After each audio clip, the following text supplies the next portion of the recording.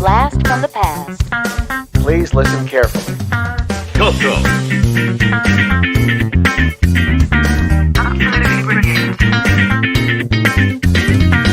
Welcome to the CoCo Crew Podcast. A delicious adventure into the world of retro computing news and information. Featuring the Tandy Color Computer. Hey, you got your CoCo 3 yet? CoCo.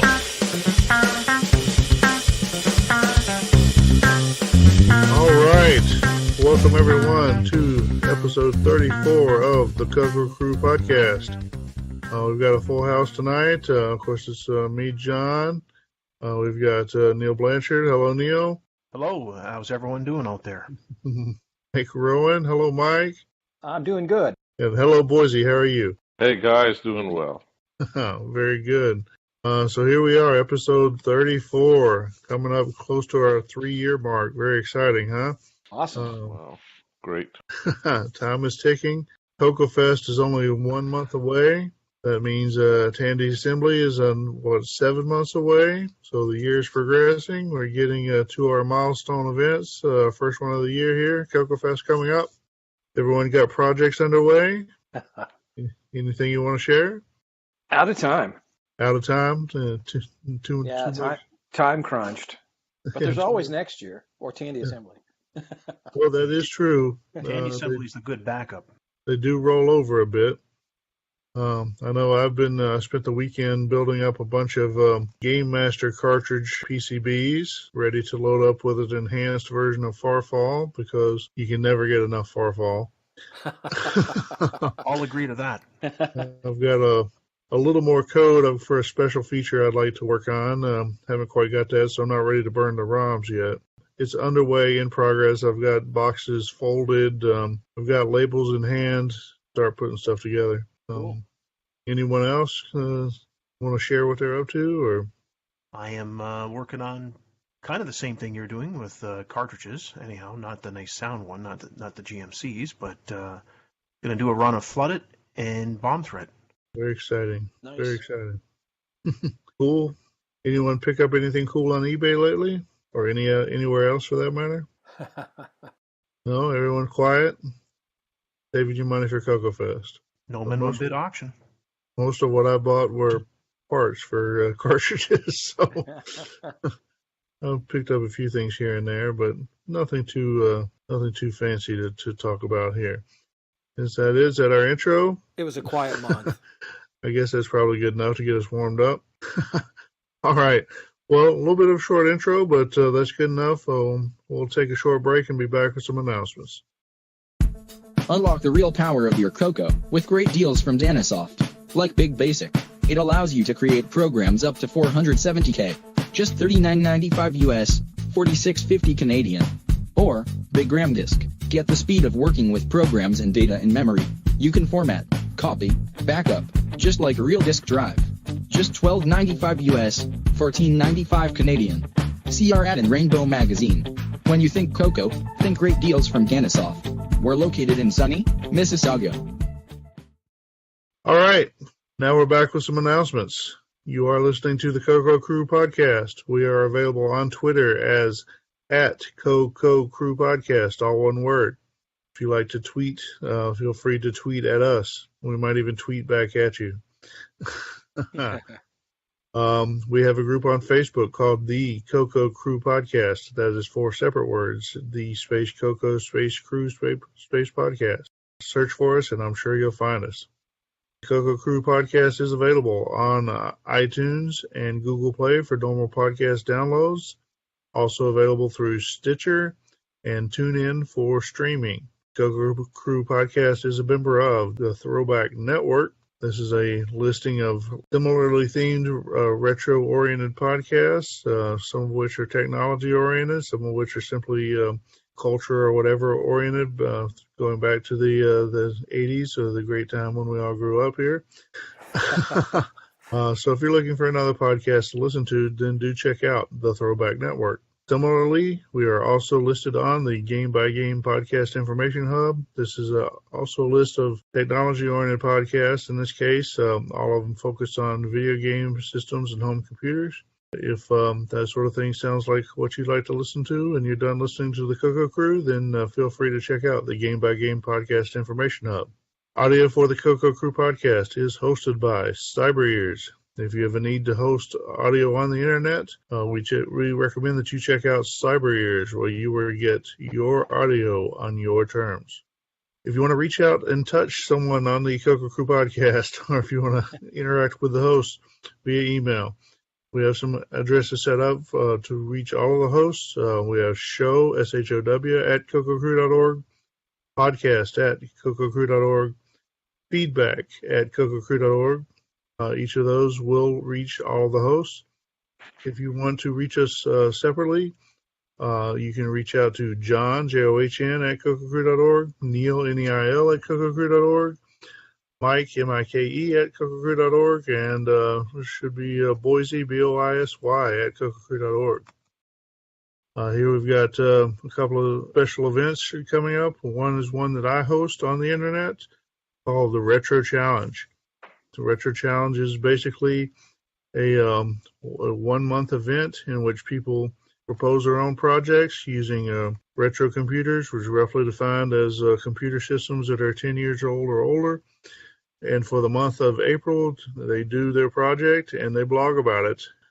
I act as the judge and declare, comment on the projects, declare winners, and sometimes award prizes of dubious quality or value, but it's all fun.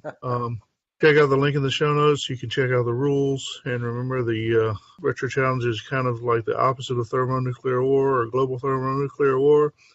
The only way to lose is not to play. Let's see, coming up, we've still got our listing here for the call for papers. Do you want to talk about the call for papers, Boise? Yeah, it would be nice if we get somebody to do it because no one has stepped up yet. Oh, well, the call for papers is looking a little bleak. Yeah, it's about to be a scream for paper shortly. Oh, goodness. Well, that would be cool. Get some stuff out there, some scholarly works related to the CoCo. I think that'd be very cool. If you've got something, if you've been too shy to propose it because you're afraid of all the amazing competition that you were going to face, you're able to get your stuff published and reviewed by the master himself, Mr. Boise Pete. All right, moving on. So our event list. So number one on the event list coming up is April 21st and 22nd of 2018. That's the 27th annual last Chicago CoCo Fest. Of course, as you know, they call it the last because they never know if there's going to be another one. This is the big event that got us all together, that inspired this podcast. It is great fun. It's the start of our CoCo New Year. It's always a good event. Have people show up, bring their projects, talk about what they're working on, bring their new CoCo products and offer them to each other for sale, help each other fix things, whether it's software or hardware. It's a great event. Can't say enough about it. Touch the heron. Yeah. That's the heron. Touch the heron. Can't say enough about it, but I think we will be saying more about it later in the podcast. I just have a feeling about that.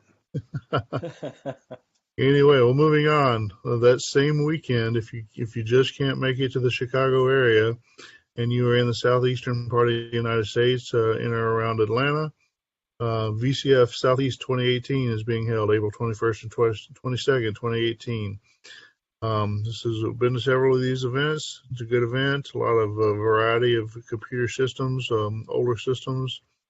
Seems to lean a little more towards home computer stuff than, say, the VCF East event, which leans a little heavier towards big iron kind of systems. They each have their own personality, and they're both entertaining to go to, in my opinion. So you may want to check that out. Also, if you're on the East Coast, up more towards the Mid-Atlantic, same weekend. Yeah, God. It's popular. They have, if you're in the Pittsburgh area, you can go to the Pittsburgh Retro Gaming Expo. They have a website. Not a lot of information on there, but says we're back this year better than ever. More space, more vendors, more games, panels, and bands. Come and celebrate gaming with us in a vibrant marketplace as we take over the Ace Hotel. So I'm presuming they're in the Ace Hotel in Pittsburgh. If you can't make it to CoCo Fest and you're closer to Pittsburgh than you are to Atlanta, then you probably want to check that one out. All right. Well, if you make it past that weekend to the next weekend, April 28th of 2018, and you are south of the equator, at least in the American part of the hemisphere, you want to maybe want to check out the fourth Encontro Clube Color Rio event in Rio de Janeiro, Brazil. Sounds like a cool event. This is the Brazilian equivalent to CoCo Fest. All the Brazilian clones are representative, or maybe not all of them, but certainly a lot of them. Looks like a good group of guys to go hang out with. So if you are in Brazil on the 20th of April, make your way to Rio and check it out. Mid-May, May 18th to 20th, 2018. If you are in New Jersey or Wall, New Jersey, or the general area, you want to check out VCF East 2018. This is held on an old Army base. It has some history related to Marconi Radio. They have a museum there, a lot of old computers. They have some other museums there on the same sites with some cool stuff there. But it's a good place to go and check out some old computers, see what people have brought. They probably have speakers. I don't see the list yet. It may be up somewhere, and I'm just not seeing it. Oh, here we go. Keynotes. Learn about UNIVAC restoration, hacking the Apollo 14 guidance computer, and developing the ARPANET. Bill Dromgoole, Don Isles, and Dave Walden are this year's keynote speakers. We've all been to this event. I think we all approve. Yeah, I'm thinking of going again, or I know that we had talked about possibly, Mike, you might be going. Yeah, I might have a work conflict now, but I gotta pull the trigger on that one way or the other shortly. Okay. Yeah, let me know, because I'm more inclined to go if you guys go. Yeah, it is cool to have a buddy at any event you go to. So cool. Well, that's the VCF East, May 18th to 20th, 2018. All right, coming up June 2nd, 2018. Here's one. I think we mentioned this one last year, maybe a little late. This is a CorksCon 2018. That is the Columbus, Ohio Retro Gaming Society. They have a gaming convention called CorksCon, Saturday, June 2nd from 10 to 4 at the McCoy Center in Hilliard, Ohio. Check out the link in the show notes for more information. Looks like a cool thing to go and check out if you're in that part of Ohio. I may have to check that out this year just to give a little report on it. Yeah, sounds like a good idea. You can be our roving reporter. Yeah, Columbus isn't that far from you, right, Mike? Yeah, a couple hours, yeah. It's in your backyard. Mm-hmm. That's it. It's like New Orleans from me. Yeah. All right, so final entry on the list here, July 16th to 22nd, 2018. Kansas Fest 2018. This is an Apple II convention. You notice the dates. It's lasts for a week or so. Do I have the right dates here? Scheduled for July. I think I'm off by a day. 17th to 22nd. Anyway, they're having a keynote speaker, Roger Wagner, who he was responsible for a series of magazine articles called Assembly Lines that taught a lot of young people how to program 6502 assembly back in the day. So that should be a good event to go and to see his keynote speech, and enjoy the rest of the event, which always has lots of cool technical talks and cool events. People coming, hanging out with their Apple II and other retro gear, staying in the dorms. Fun to be had all around. I think that brings us to the end of the list of announcements. We're going to take another little break, and then maybe we'll be back with some news. Welcome to CoCo Mutual's Wild Kingdom. Today we are bringing you a special wildlife report on CoCo Fest attendee behavior, during which a scientist will attempt to infiltrate the festivities disguised in only a CoCo cat costume. Our report today comes from the village of Lombard, Illinois, located near the shore of Lake Michigan. At around 8:30 a.m., attendees make their way toward registration. This station allows each attendee to be tagged with a badge for tracking purposes. From registration, attendees make their way into the presentation and exhibit areas with a brief time to explore before the first presentation of the day will begin. The weather in springtime is often unpredictable, but even when blanketed in snow, the CoCo Fest attendee seems as content as when grazing on a summer pasture. Uh-oh. One attendee has lost his footing. He's all right, though. Just shaken up a bit. Perhaps the anticipation of barbecue later in the evening is partly to blame. Oh, yeah. Later in the day, bidding cries pierce the silence as a no-minimum bid auction takes place, with attendees boldly participating. CoCo Fest is unique in many ways. Nowhere else in North America can you see such a wealth of color computer devotees. We all owe a debt of gratitude to the far-sighted men who conceived the idea of CoCo Fest and to the hard-working men and women of Portillo's restaurants. Be sure to join us again April 21st and 22nd for CoCo Fest in Lombard, Illinois. CoCo Fest, make it your own. Now we're back with some news. First item on the list. Seems like it's become traditional almost to start with the first item on the list is one from Jim Gary. And here we have Alert Zero, which is an entry that he has for the 10-line basic contest, which I think we'd mentioned last month. I don't know, watching the video, I'm not sure I understand it. It has the word alert up in the corner and a big countdown. Not really sure how to play, but you can check out the video. See if it is something you can make out and understand and give it a try. Jim does a lot of good work. I'm sure it'll be something worth spending a little bit of your time on. Okay, the next item on the list is a video by some kind of group that does a lot of videos. All I know is they're called Databits, so I don't really know who the people are, if they're anyone that's really part of the community. But they've got a video where they've set up both. They've got a CoCo set up, and they've also got a Nintendo Famicom. The Famicom, of course, was the Japanese version of the Nintendo Entertainment System. Famicom had a mechanism you could set up that added a keyboard to it and a basic cartridge, which made it very much like a home computer.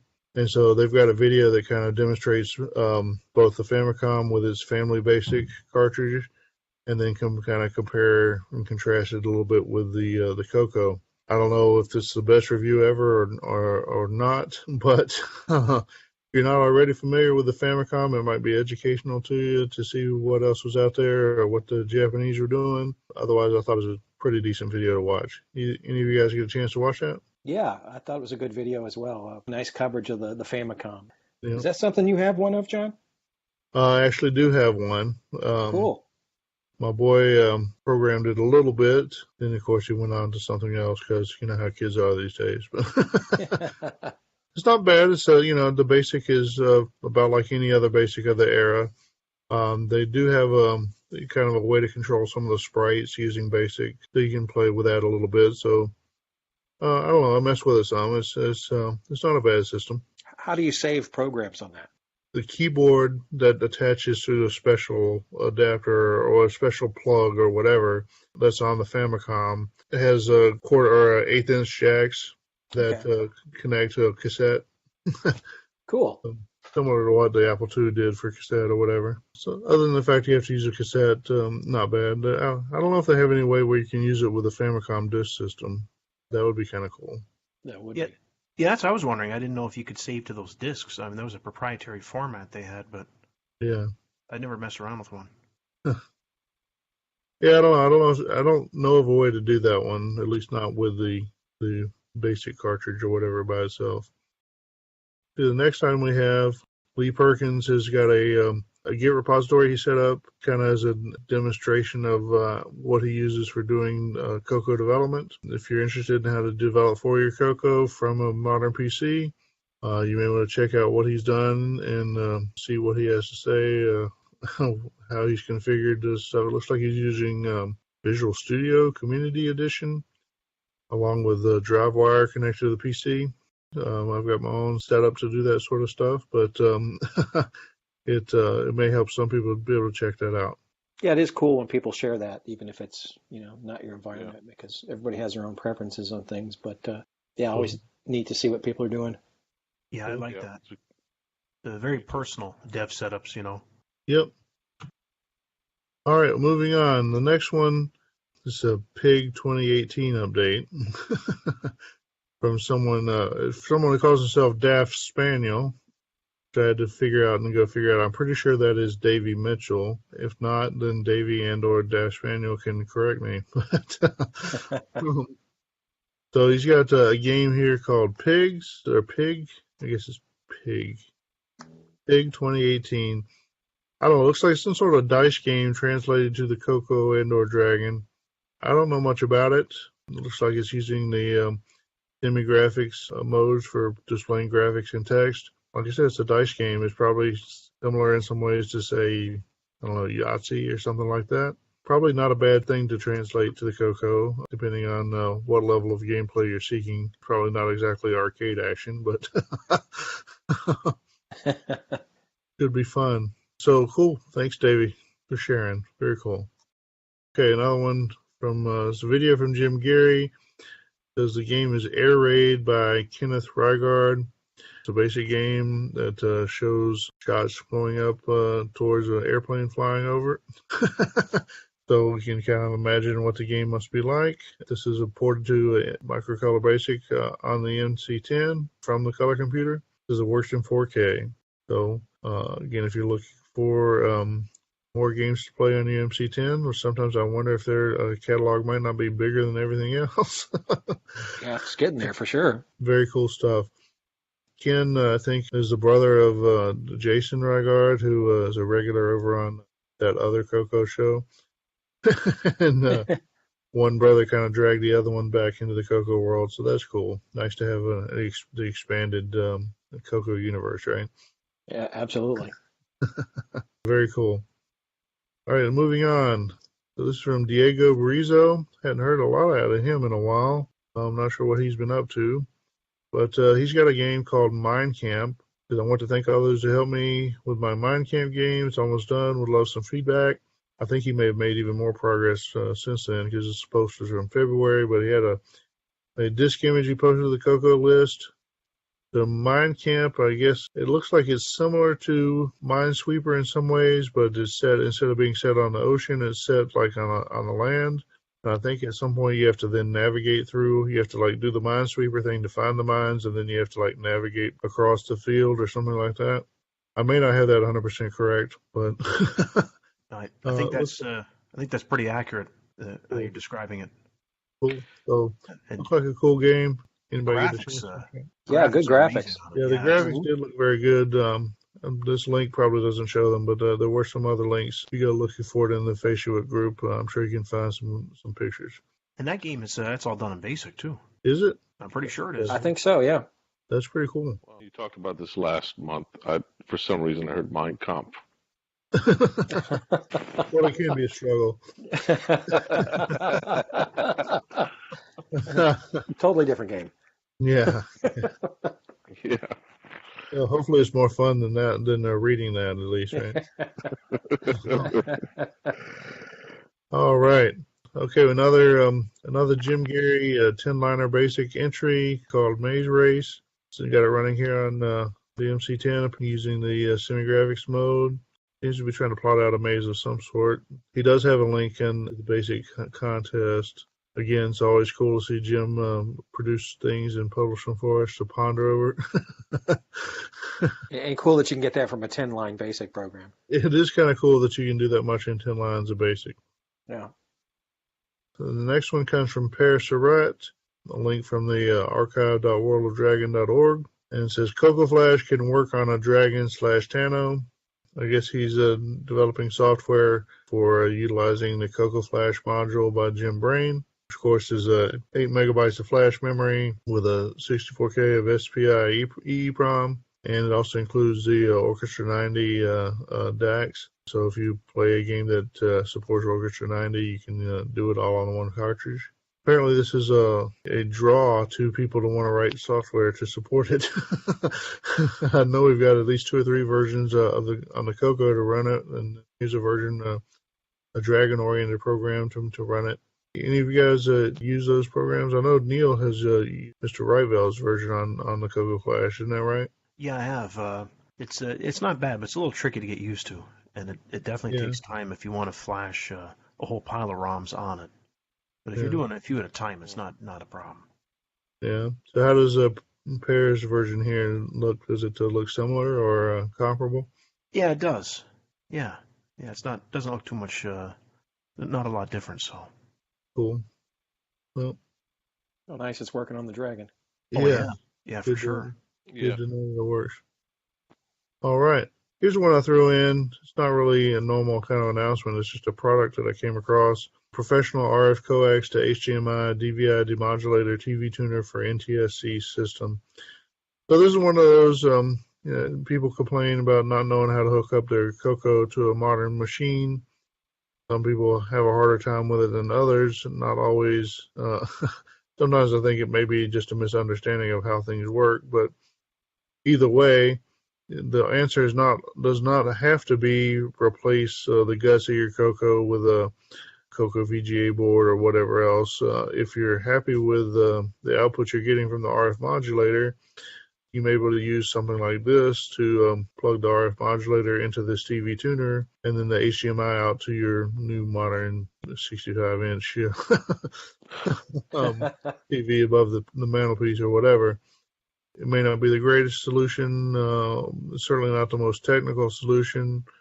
It'll cost you a little bit of money, but it might be the easiest in some ways, and certainly nobody will kill their CoCo using this, I don't think.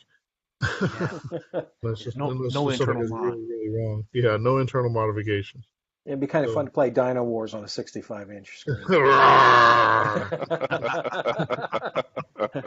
We should do that at CoCo Fest. That'll be fun. Then we got to break out the projector. Yeah. Well, that's something. Don't they usually do that at VCF Southeast? They have. They do, and they usually have a CoCo. Yes. Like a Atari 2600 and a CoCo. They'll have about 4 systems hooked up. They switch them out through the day, but that's kind of cool. Yeah, they've got some type of multiplexer that shows everything on one screen, I think, right? Or is it 4 projectors? It's a projector that splits into 4 screens. Yeah, that's pretty cool. CoCo 3, CoCo 2, CoCo 1. Color computers are go. This is Lady Penelope. On behalf of International Rescue, I would like to thank you for listening to the CoCo Crew podcast. Stay tuned for more wonderful color computer news and information. I've run my small business on a CoCo for years. I love my 6809, but I need to expand. Then you need the new TC9 Tomcat from Frank Hogg Laboratory. The Tomcat?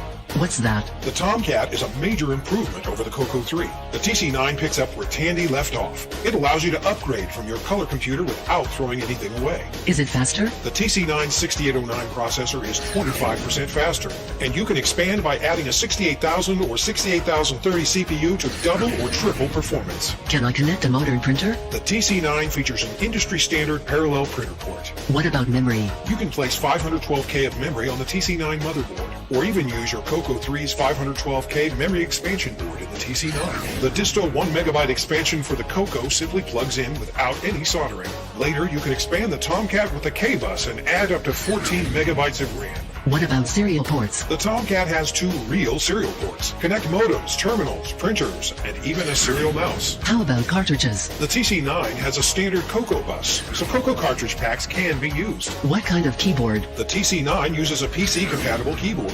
Wow!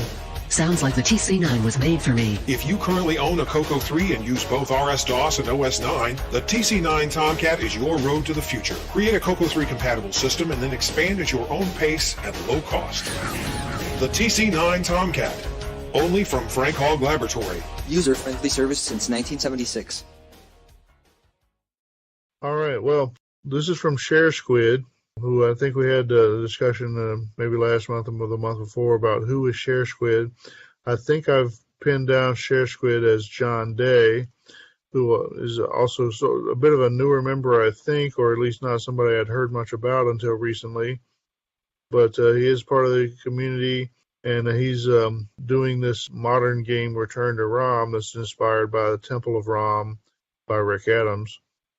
And so he's posted a video now that shows some of the rendering of his map or whatever, the game world as it will be. It's pretty neat looking. It's sort of I'm not sure what the term is, but it's retro inspired. Obviously, this is not the CoCo playing. This is a modern system, but it's playing a game inspired by a CoCo game. So if that sort of thing tickles your fancy, you may want to check that out on YouTube. Return to Rom, 3D recreation of Rick Adams' 1983 classic TRS-80 game. You guys check that out? Yeah, I did. It looks fantastic. Yeah, it's like Temple of Rom or a Doom game. Right. Yeah, exactly. Yeah, it also has the feeling of watching the old Tron movie. Yeah, with the color scheme. Yeah, specifically. Yeah. That's exactly it. Pretty cool. So, all right, moving on. Here's one from a magazine article. I don't know if it's really a magazine, a web magazine or whatever, called Eurogamer. Someone named Damian McFerrin raises a kind of an interesting question. The retro gaming industry could be killing video game preservation.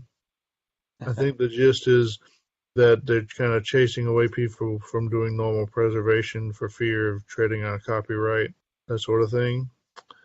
I don't know. That almost would be worth a host discussion, but yeah, it's worth thinking about. There's definitely a tension between the preservation of what we consider our history or what led to the current culture or whatever, the video game stuff, and the people that are still trying to make a buck off of it, which I don't really mind. There's some pluses to that. You can get products you wouldn't otherwise be able to get. I don't know. Like I said, it would be worth a discussion some other time. Maybe we'll stick that in our hat if it comes up again. All right, moving on. Quick Basic lives on with QB64. I think we've mentioned this before, but kind of a new article. I thought I might mention it again. Are you guys familiar with QB64? I'm not. What is that? Or Quick Basic? Were you familiar with Quick Basic at all? Yeah. Quick. Yeah, yeah, of course. So Quick Basic was a evolution of Microsoft Basic, kind of before they got to Visual Basic or whatever, I guess. Mm-hmm. This QB64 is essentially basically the QBasic language kind of implemented in a cross-platform engine.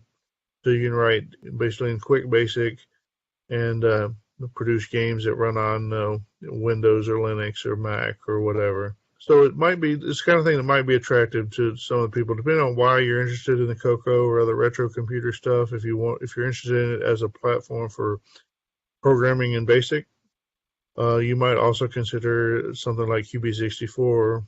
You can program in that BASIC and target more modern machines. So food for thought. Well, years ago, I wrote a graphing calculator in Quick Basic. Oh yeah. So yeah, that was probably in '88 when I had first started college. So it looks like you could take this and actually load up Quick Basic code and run it on different platforms. It appears Windows, Mac, Linux. Pretty cool. Yeah. Yeah, I think it's cool especially if you have a history with Quick Basic. It might be very satisfying.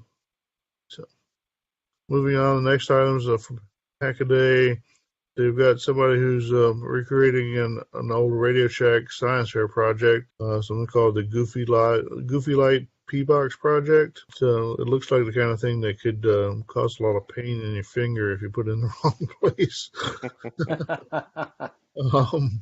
There's probably safer ways to flash lights these days. At least check out what this person has done to build this project inspired by Radio Shack, I guess. It might be fun to check that out.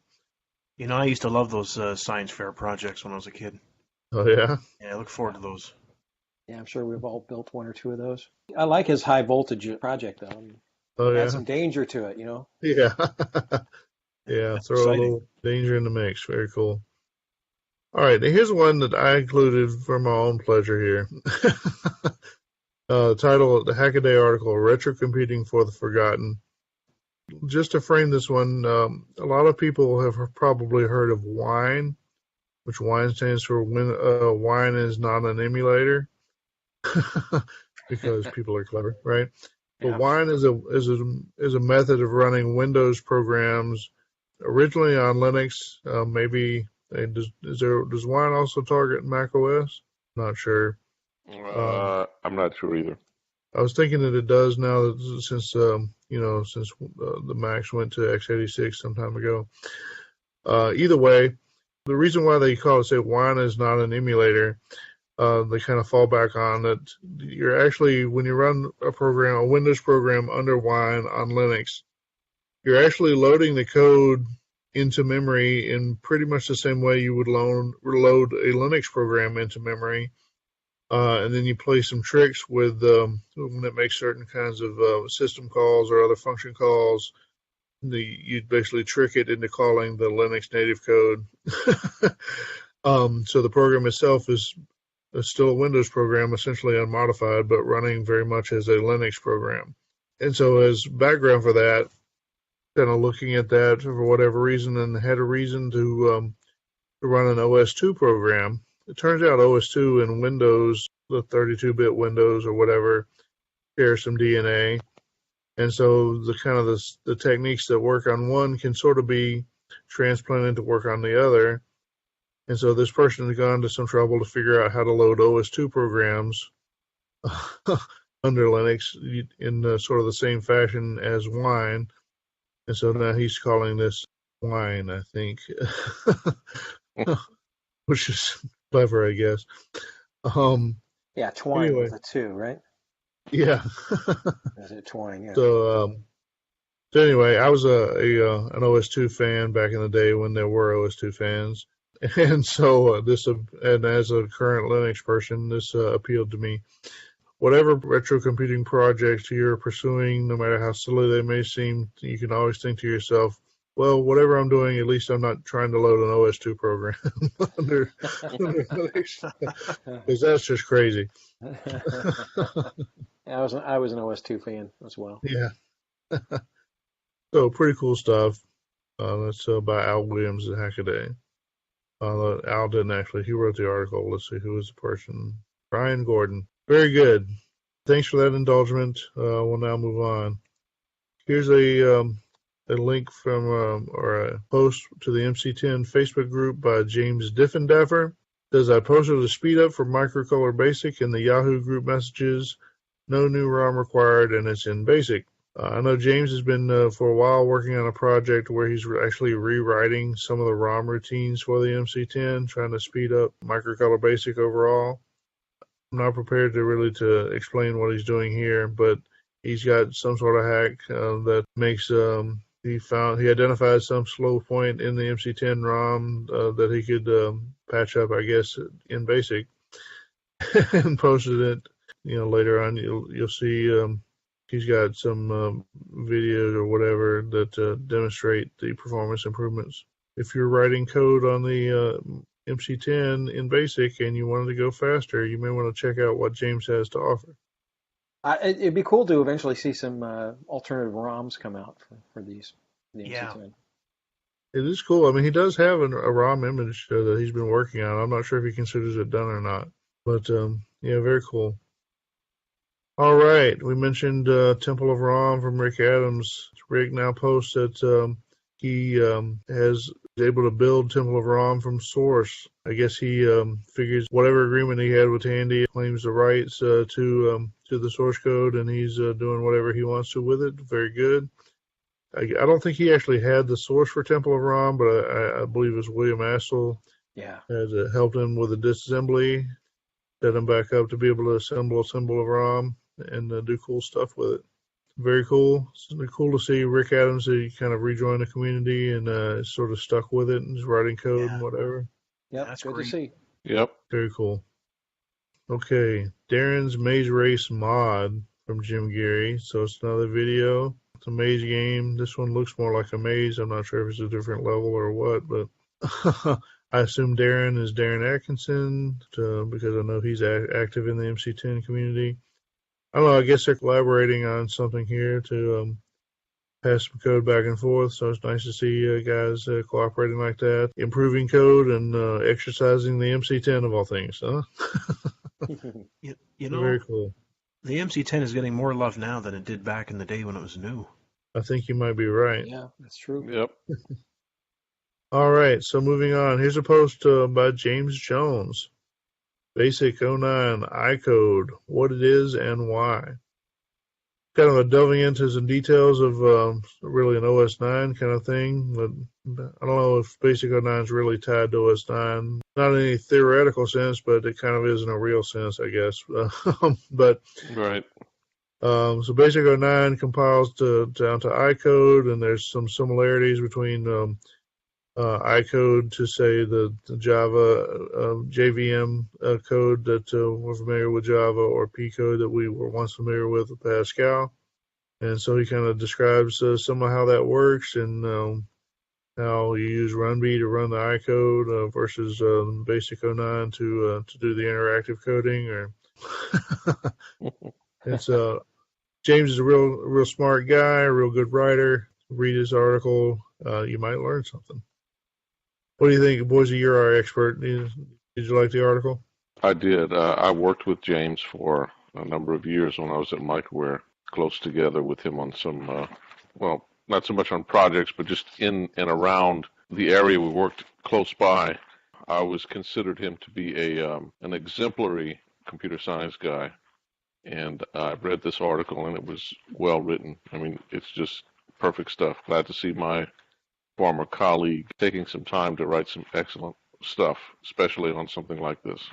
It is good. It's good to have that technical description, and like I said, it's a good writer and has done it in a way that I think is understandable for folks.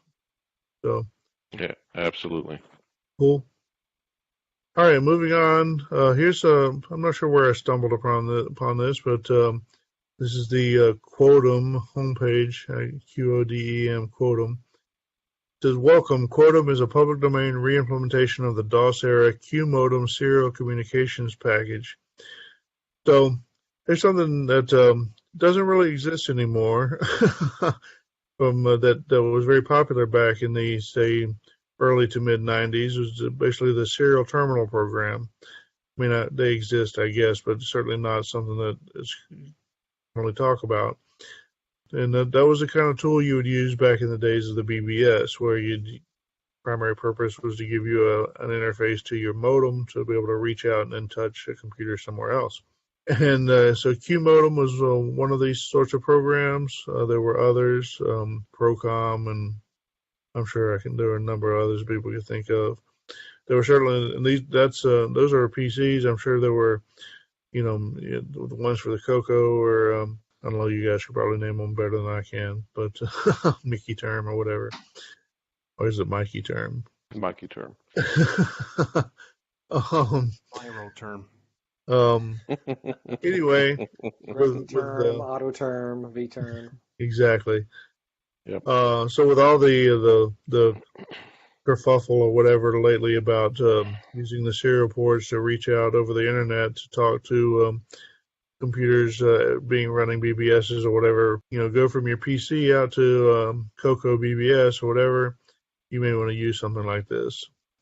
Here you go, modern, maintained, and targets Windows, Linux, Mac, just about anything. Even has pre-packages for Fedora and Debian. Very cool. Cool. I'll have to try that. All right.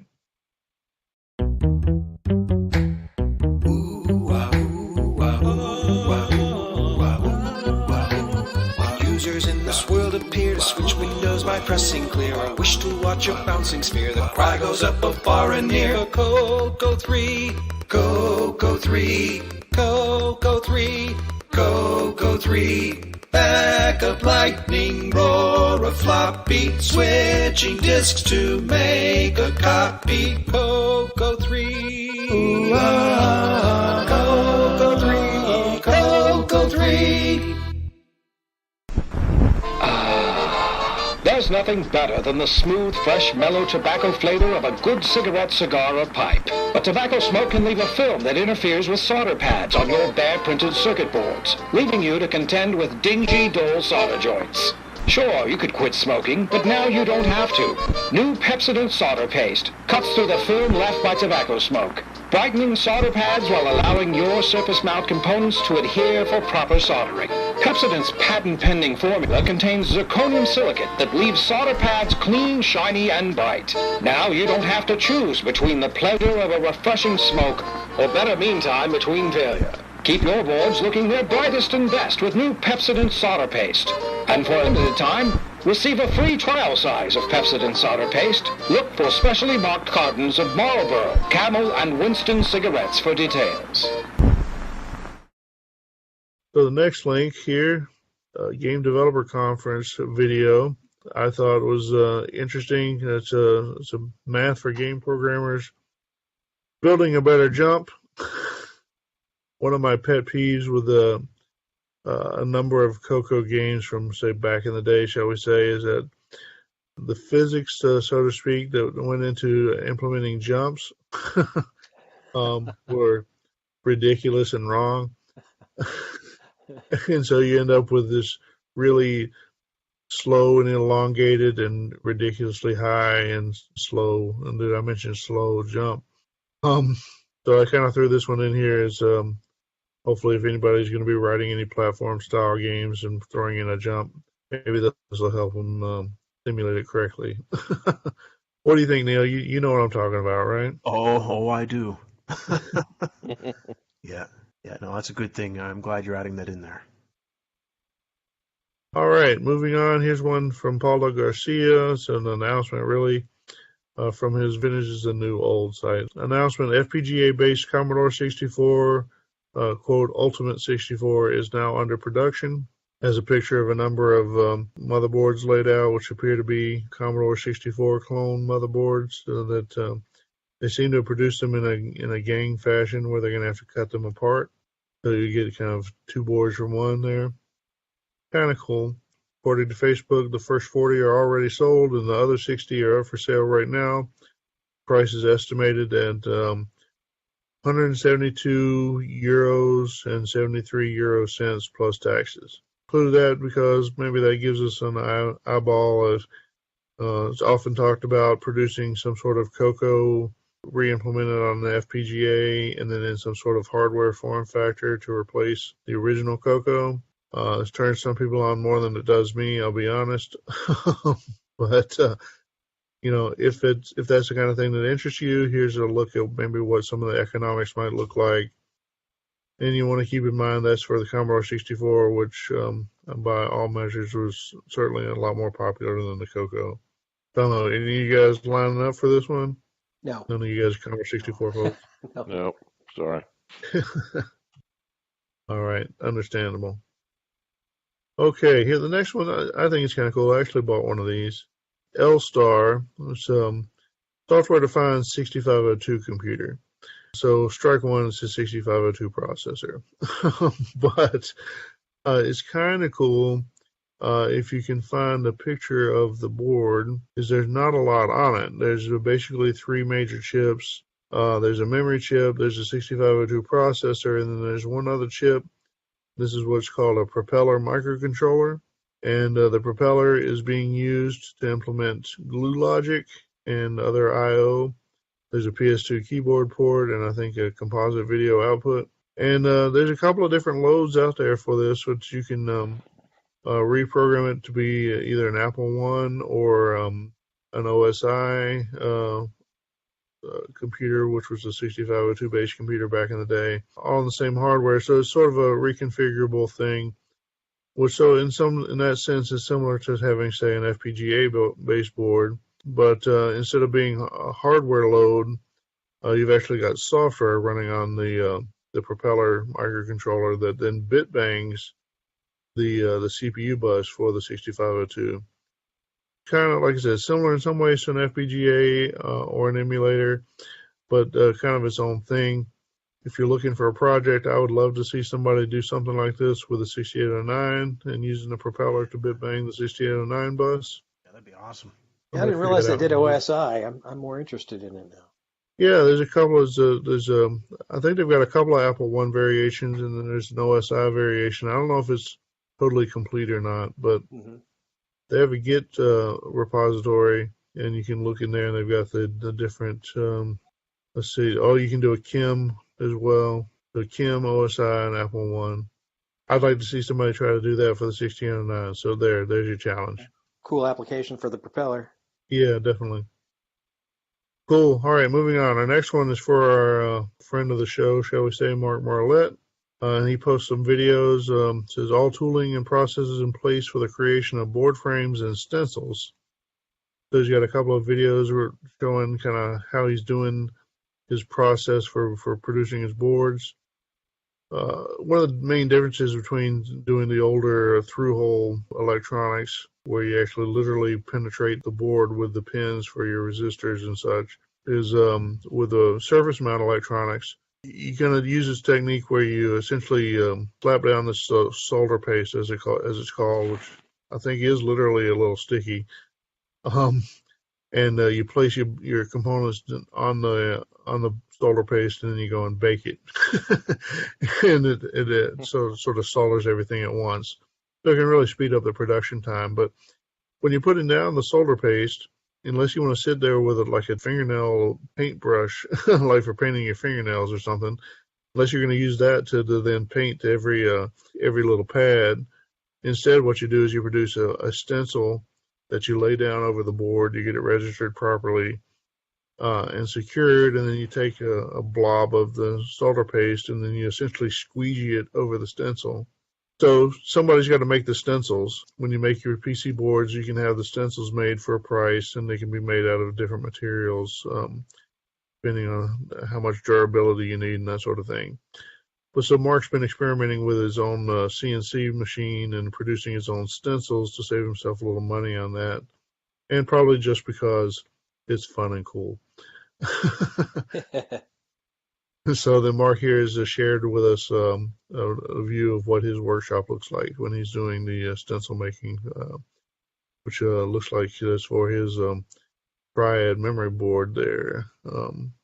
Or is that the Triad, or is that something newer? I'm not sure. But anyway, not going to pre-announce anything. So, cool videos. Did you guys enjoy? Yeah, pretty awesome to see the CNC stuff at work. Yeah, that was excellent. A lot of time and effort into that, but he's got it down to a science. Yeah, definitely. Yep. I know for a fact I talked to Mark a lot, and this is going to save him a lot of time. That's, of course, he's investing a little bit of time up front to save him a whole lot of time later for the various products that he's making, the Triad, of course, being one of them, and another one that I think we'll find out about at CoCo Fest. Yeah. That's right. Very cool. It's amazing the stuff he's doing over there. It really is. Yeah, it is. All right, moving on. So the next link here comes from Jim Brain, also known as Retro Innovations. He's got a kind of a picture. It's looks like a rendering you get from a PCB design software. And so he says, decided to whip up a small 2-slot CoCo cart port extender for project work. Obviously a little better than a Y cable, but I did add some switches for development work. First glance, you might think it's like a multi-pack or whatever, but it's lacking the electronics that would enable the features that you get with a multi-pack. The stuff that lets you write slot assignments to the address FF7F. I think he's got these switches on the side to kind of implement some of that functionality just a little more manually. It's interesting because I think that this looks similar to something I bought off of eBay some time ago. You can do the same thing as a multi-pack, but just in a more manual fashion. I wonder what kind of feedback he's gotten on this, and if it's going to turn into a real product or not. There's some applications where Y cable would be great, and this is a lot easier to work with than a cable. Mm-hmm. So Yeah. I think it's a neat little thing. Yeah, well, in some ways, it's like a very nice compromise between a Y cable, which has built-in limitations because you're not able to really select which pins go to which slot. Yeah. With the switches on the side, you kind of get that flexibility. It's not quite as flexible as the MPI or equivalent, so you can't change it with software at runtime. But it's not a bad compromise if you know the configuration you're going to want and are able to do the configuration with the switches. Probably appeals to anybody wanting to do a repack. That's definitely true. Cool. Well, thanks, Jim, for sharing. All right, the next one comes from David Ladd. Not about floppy drives this time. Says, I thought I would share this here for informational purposes. After experimentation with deluxe RS-232 packs and some updated drive-wire read-write routines, to use the RS-232 packs, says he's able to use the speed 115.2 on a CoCo 1 or 2. If you use the Bitbanger port on a CoCo 2, you're generally limited to a 57,600 bits per second. And on the stock CoCo 1s, you're limited to 38,400 bits per second. So by hopping over to using the RS-232 pack, which has a hardware UART in it, the 6551, you're able to use this higher rate of speed.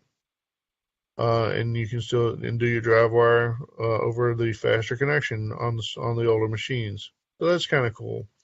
Now, what's not mentioned here, the 6551 and the RS-232 pack, certain older ones were known to have some defects related to handshaking, I guess, where they actually could end up losing bits. You guys familiar with that? Yeah, I mean, there's several write-ups out there on it. Yeah, so... and I think it's an actual flaw in the chip, isn't it? Yes, it is. Yeah, I think it is a chip.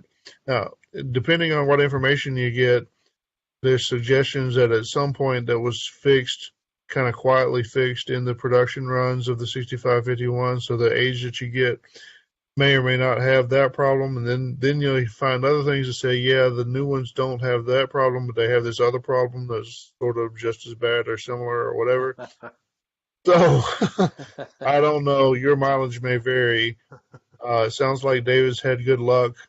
There's a certain amount of checksumming or CRC checking or whatever in the drive wire transactions. So if you do lose a bit or two, you may not lose it you're not going to lose your whole connection necessarily or whatever. So it may not be that bad. It may be that the faster speed makes up for it. I don't know. What do you think, boys? You're the drive wire man.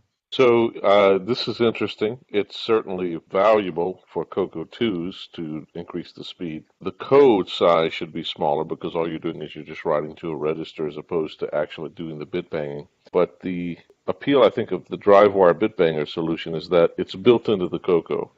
You don't have to find an RS-232 pack, which they're out there, but they're not as plentiful as they used to be, I would imagine. So it's kind of neat. I'm glad David did it. I think it was a great thing. I actually had thought about doing it one time. I didn't bother with it because I felt that the Bitbanger served the purpose. But it certainly is a cool project, and it expands the DriveWire protocol and the DriveWire product itself into other hardware, which is cool. I'm all for it. Very exciting, and thank you, David, for sharing. Indeed. Cool stuff. Now, I know he's now waiting not so patiently for Jim Brain or someone else to release a serial card that goes faster. So we'll see how that goes.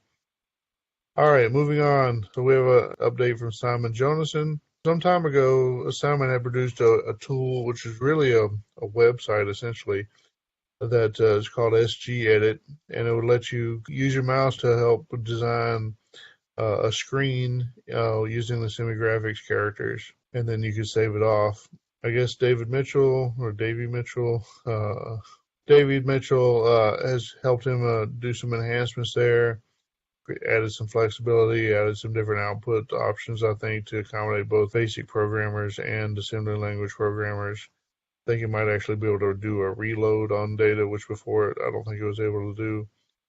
So you can kind of save your work and come back and pick up from where you'd been. Anyway, SGEdit is a pretty cool tool. I used it for doing the opening screen on Xmas Rush. Definitely nice to have, and it's good to see it's gaining some extra functionality. You guys ever use SGEdit for anything? Not yet, but definitely going to add it to the tool list. Looks pretty cool. I've seen a lot of people playing with it and posting some stuff on Facebook, so that's definitely a tool I want to get familiar with. Amazing what you can do with it, actually. Yeah, the graphics are pretty nice. Yeah. It is nice to have a drawing tool for that mode. The mode has a lot of limitations kind of inherent to it, so sometimes it's nice to have a tool kind of enforcing the rules on you and still let you play around. It's kind of cool.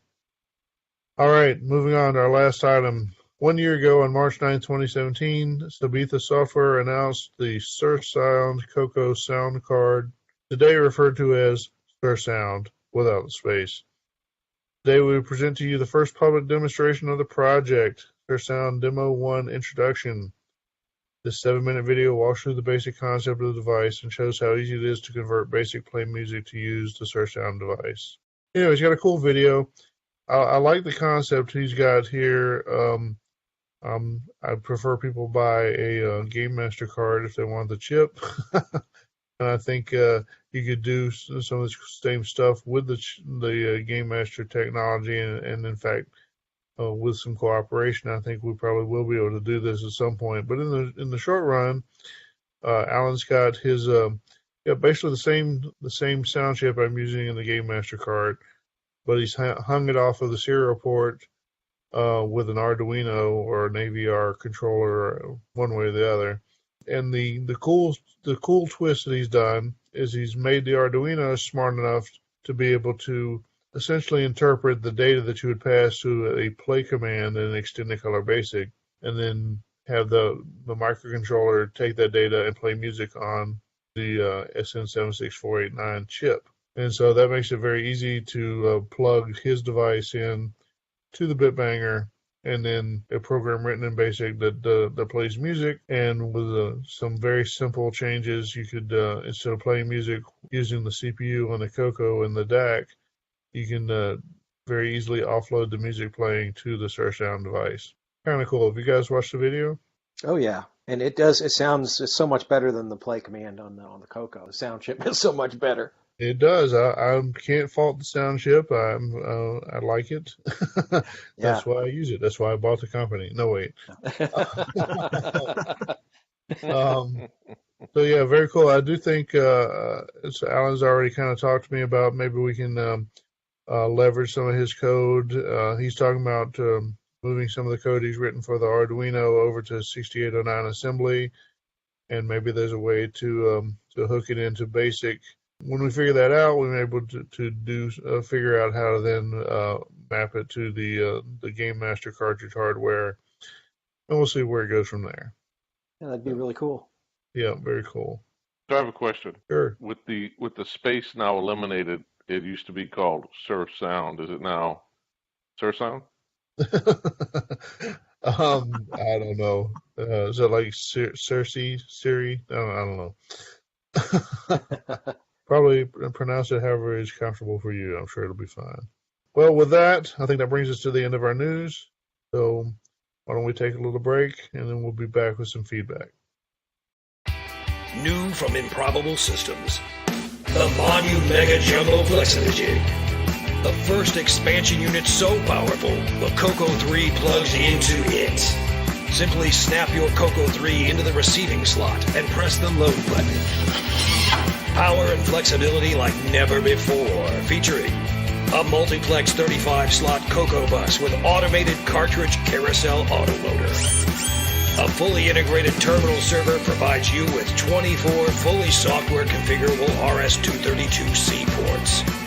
Sound like never before with the embedded custom version of the Akai AX60 synthesizer. Access up to 12 petabytes of military-grade solid-state storage. Forget about modems.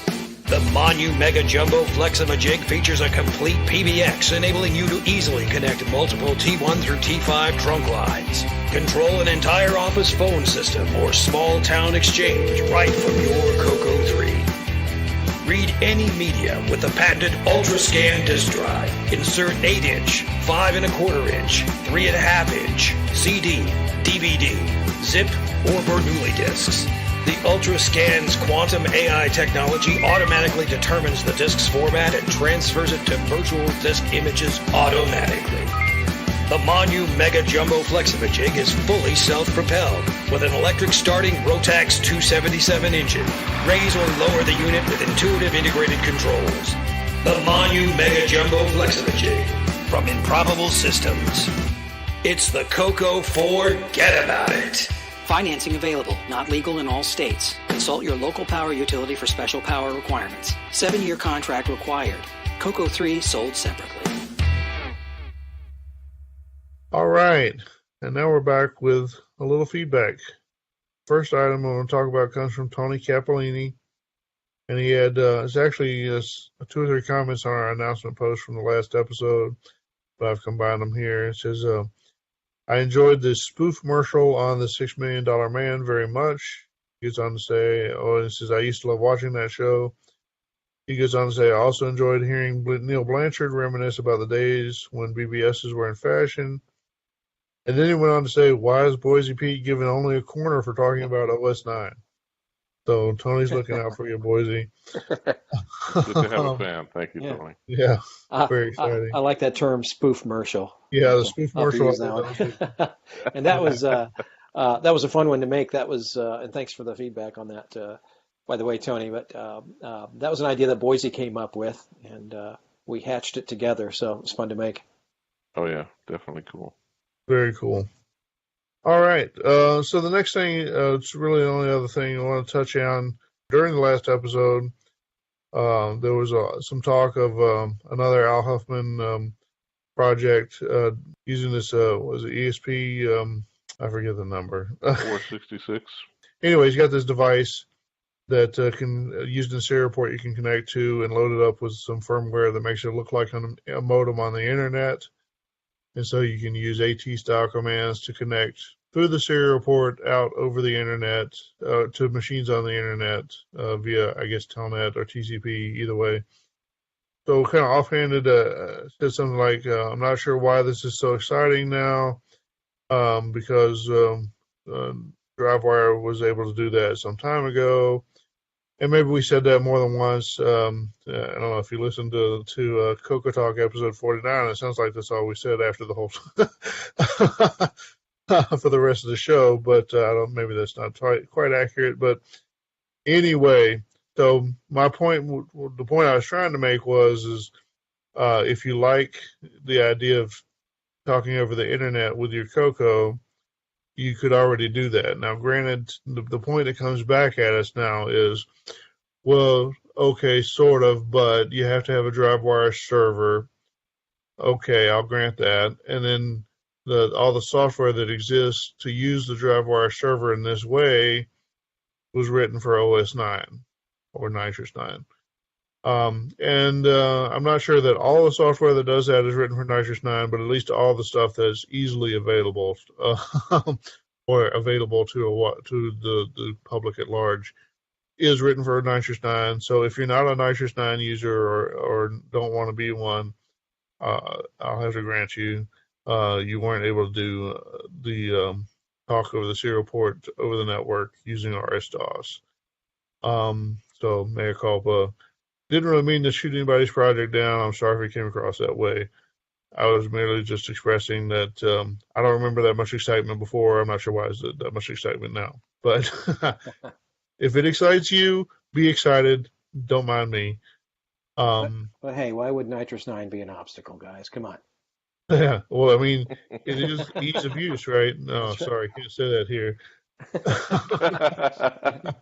Time to step up the plate and learn Nitrous 9.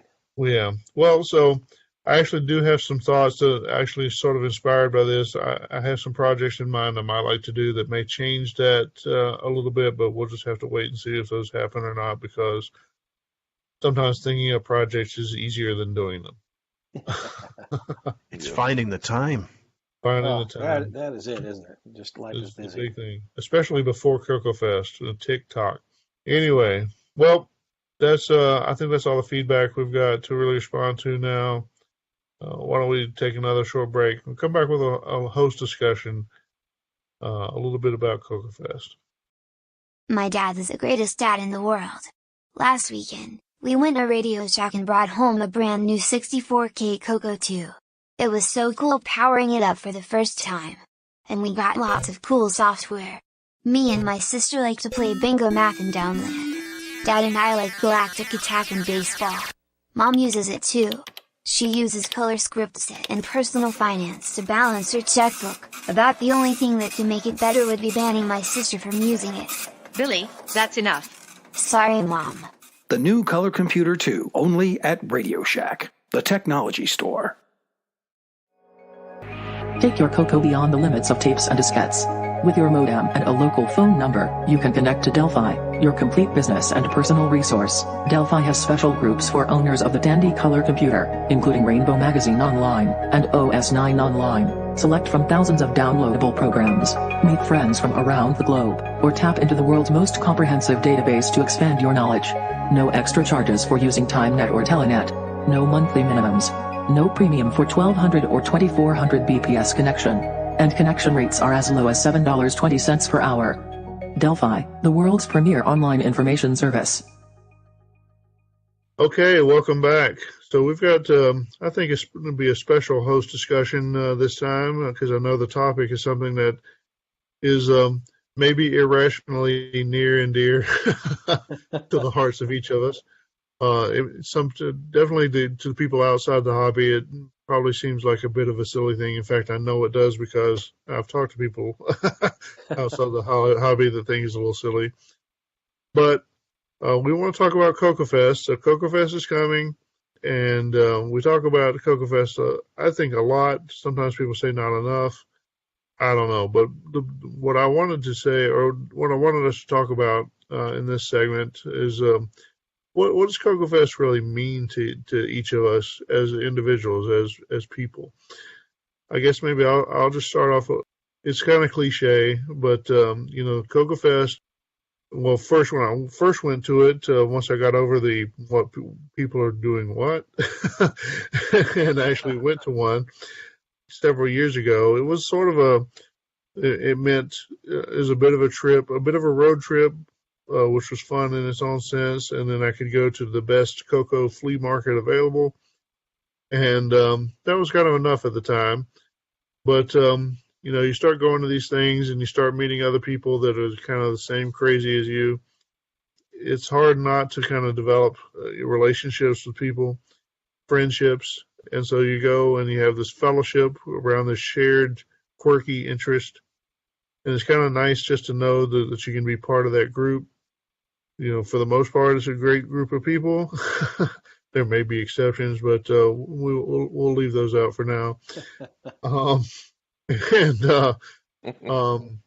for me, it's just something. It's kind of like going to a family reunion or Thanksgiving or whatever. It's kind of a touchstone in my life that I just like being able to do that every year. See some of these old folks or other folks that like the old computers.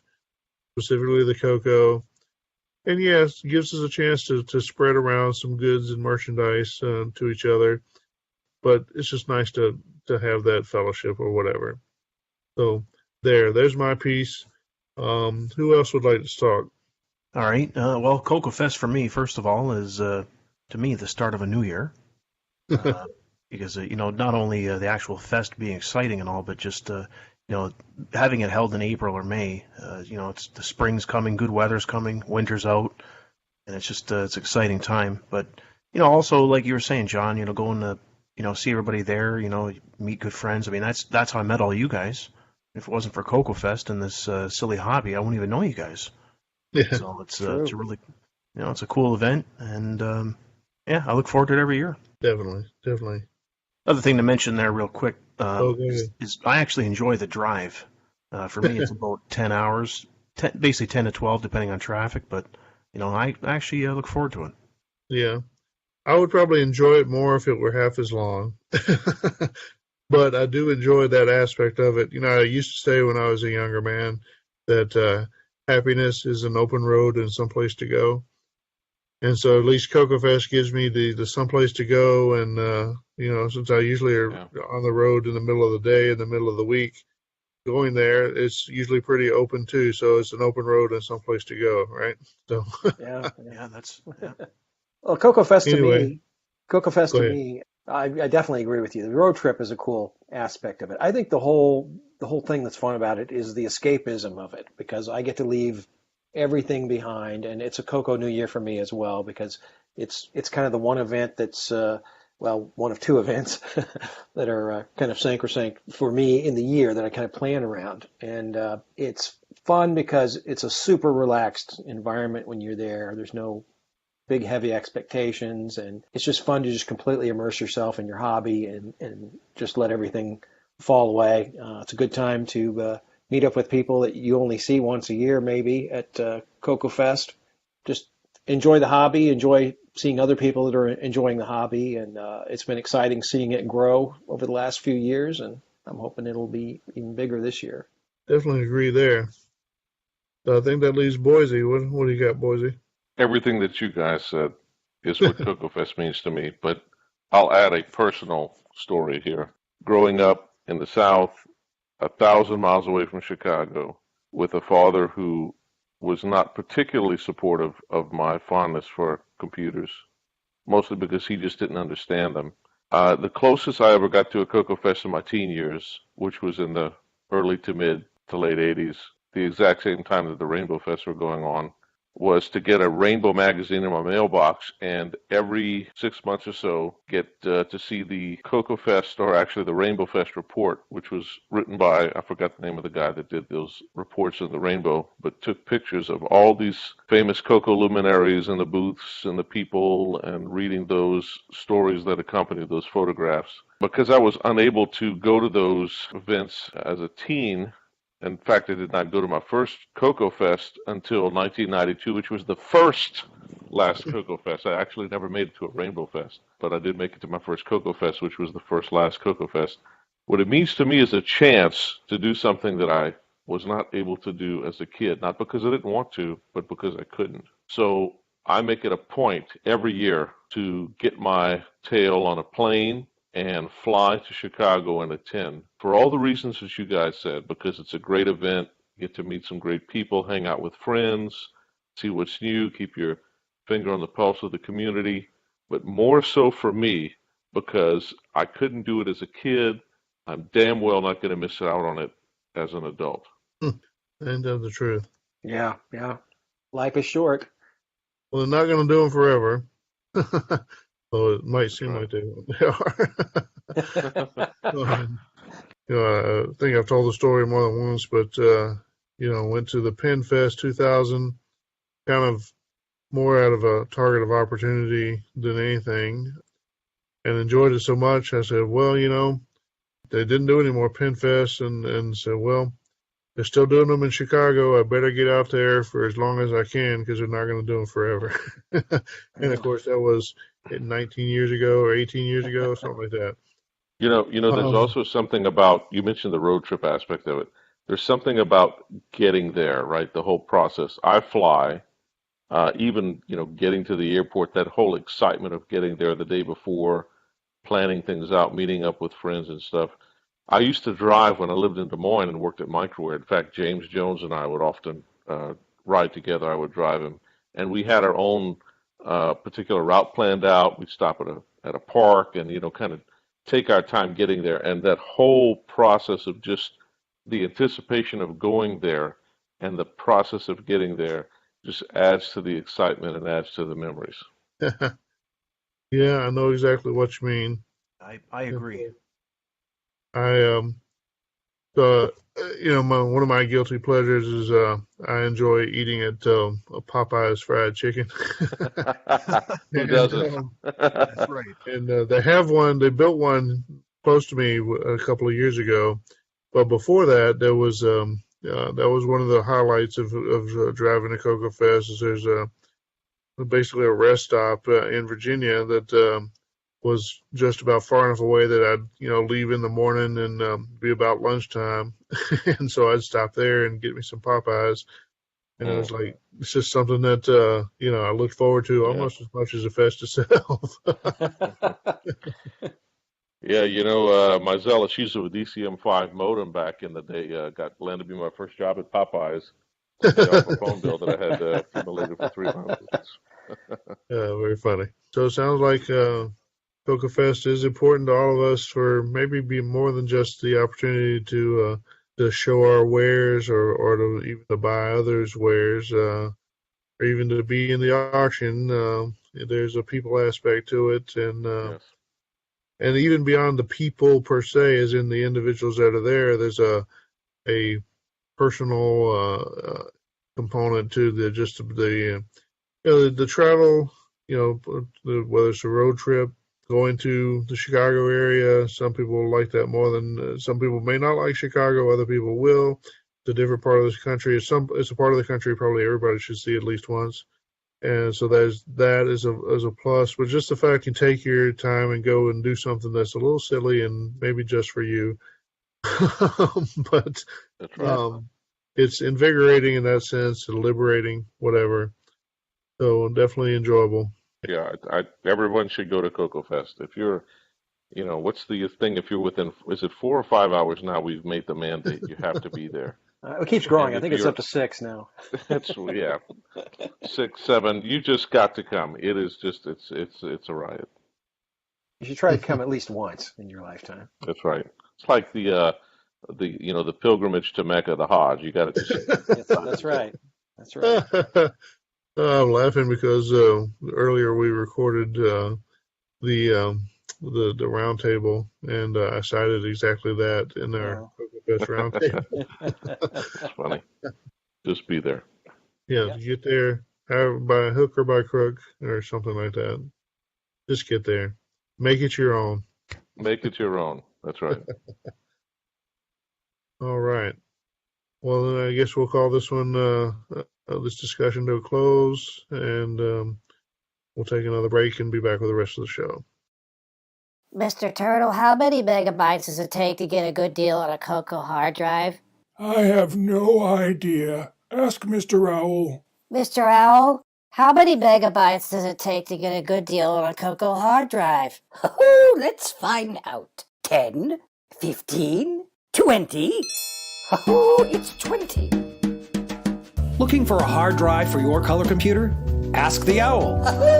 Owlware is the leading provider of hard drive systems for color computers, offering 20, 40, and 80 megabyte hard drive systems. Our complete hard drive packages include the hard drive, case with fan, SCSI controller, LR Owl interface, and software, fully assembled and tested. 20 megabytes just $495, 40 megabytes just $609, and an amazing 80 megabytes for just $875. All our drives come with a 1-year limited warranty, and parts and labor are covered for 90 days. We've earned our place in the market by providing products you can be proud of. Customer service, quality products, and sound design. For all of your hard and floppy drive needs, remember to ask the Owl. Owlware, located in Mertztown, Pennsylvania. All right. Welcome, everyone, to a neat feature we're having this month. We're going to have a roundtable discussion on the topic of CoCo Fest, and I guess sort of what to expect from CoCo Fest, or what are you expecting from CoCo Fest, and what kind of tips or tricks can you pass on to other listeners or to everyone else on the show here. Neil and Boise have each had other commitments. I am joined with Myro, my lovely co-host. Joining us as well, we've got a few members from the community. We've got Carlos Camacho, who was posting his own testament to the joys of CoCo Fest on the Facebook recently. We've got Ron Klein, and we've got kind of a new member of the community, Steve Stroh, not to be confused with Stevie Stroh or Steve Strobridge. This is another fellow whose name looks more like the beer. So, welcome everyone. Everyone doing well? Yes, thank you. Good. As we all know, hopefully everyone listening knows that CoCo Fest is a long-running gathering of cocoa nuts, cocoa people. It stretches back to the very early 90s. It happens every year in the spring in the Chicago area.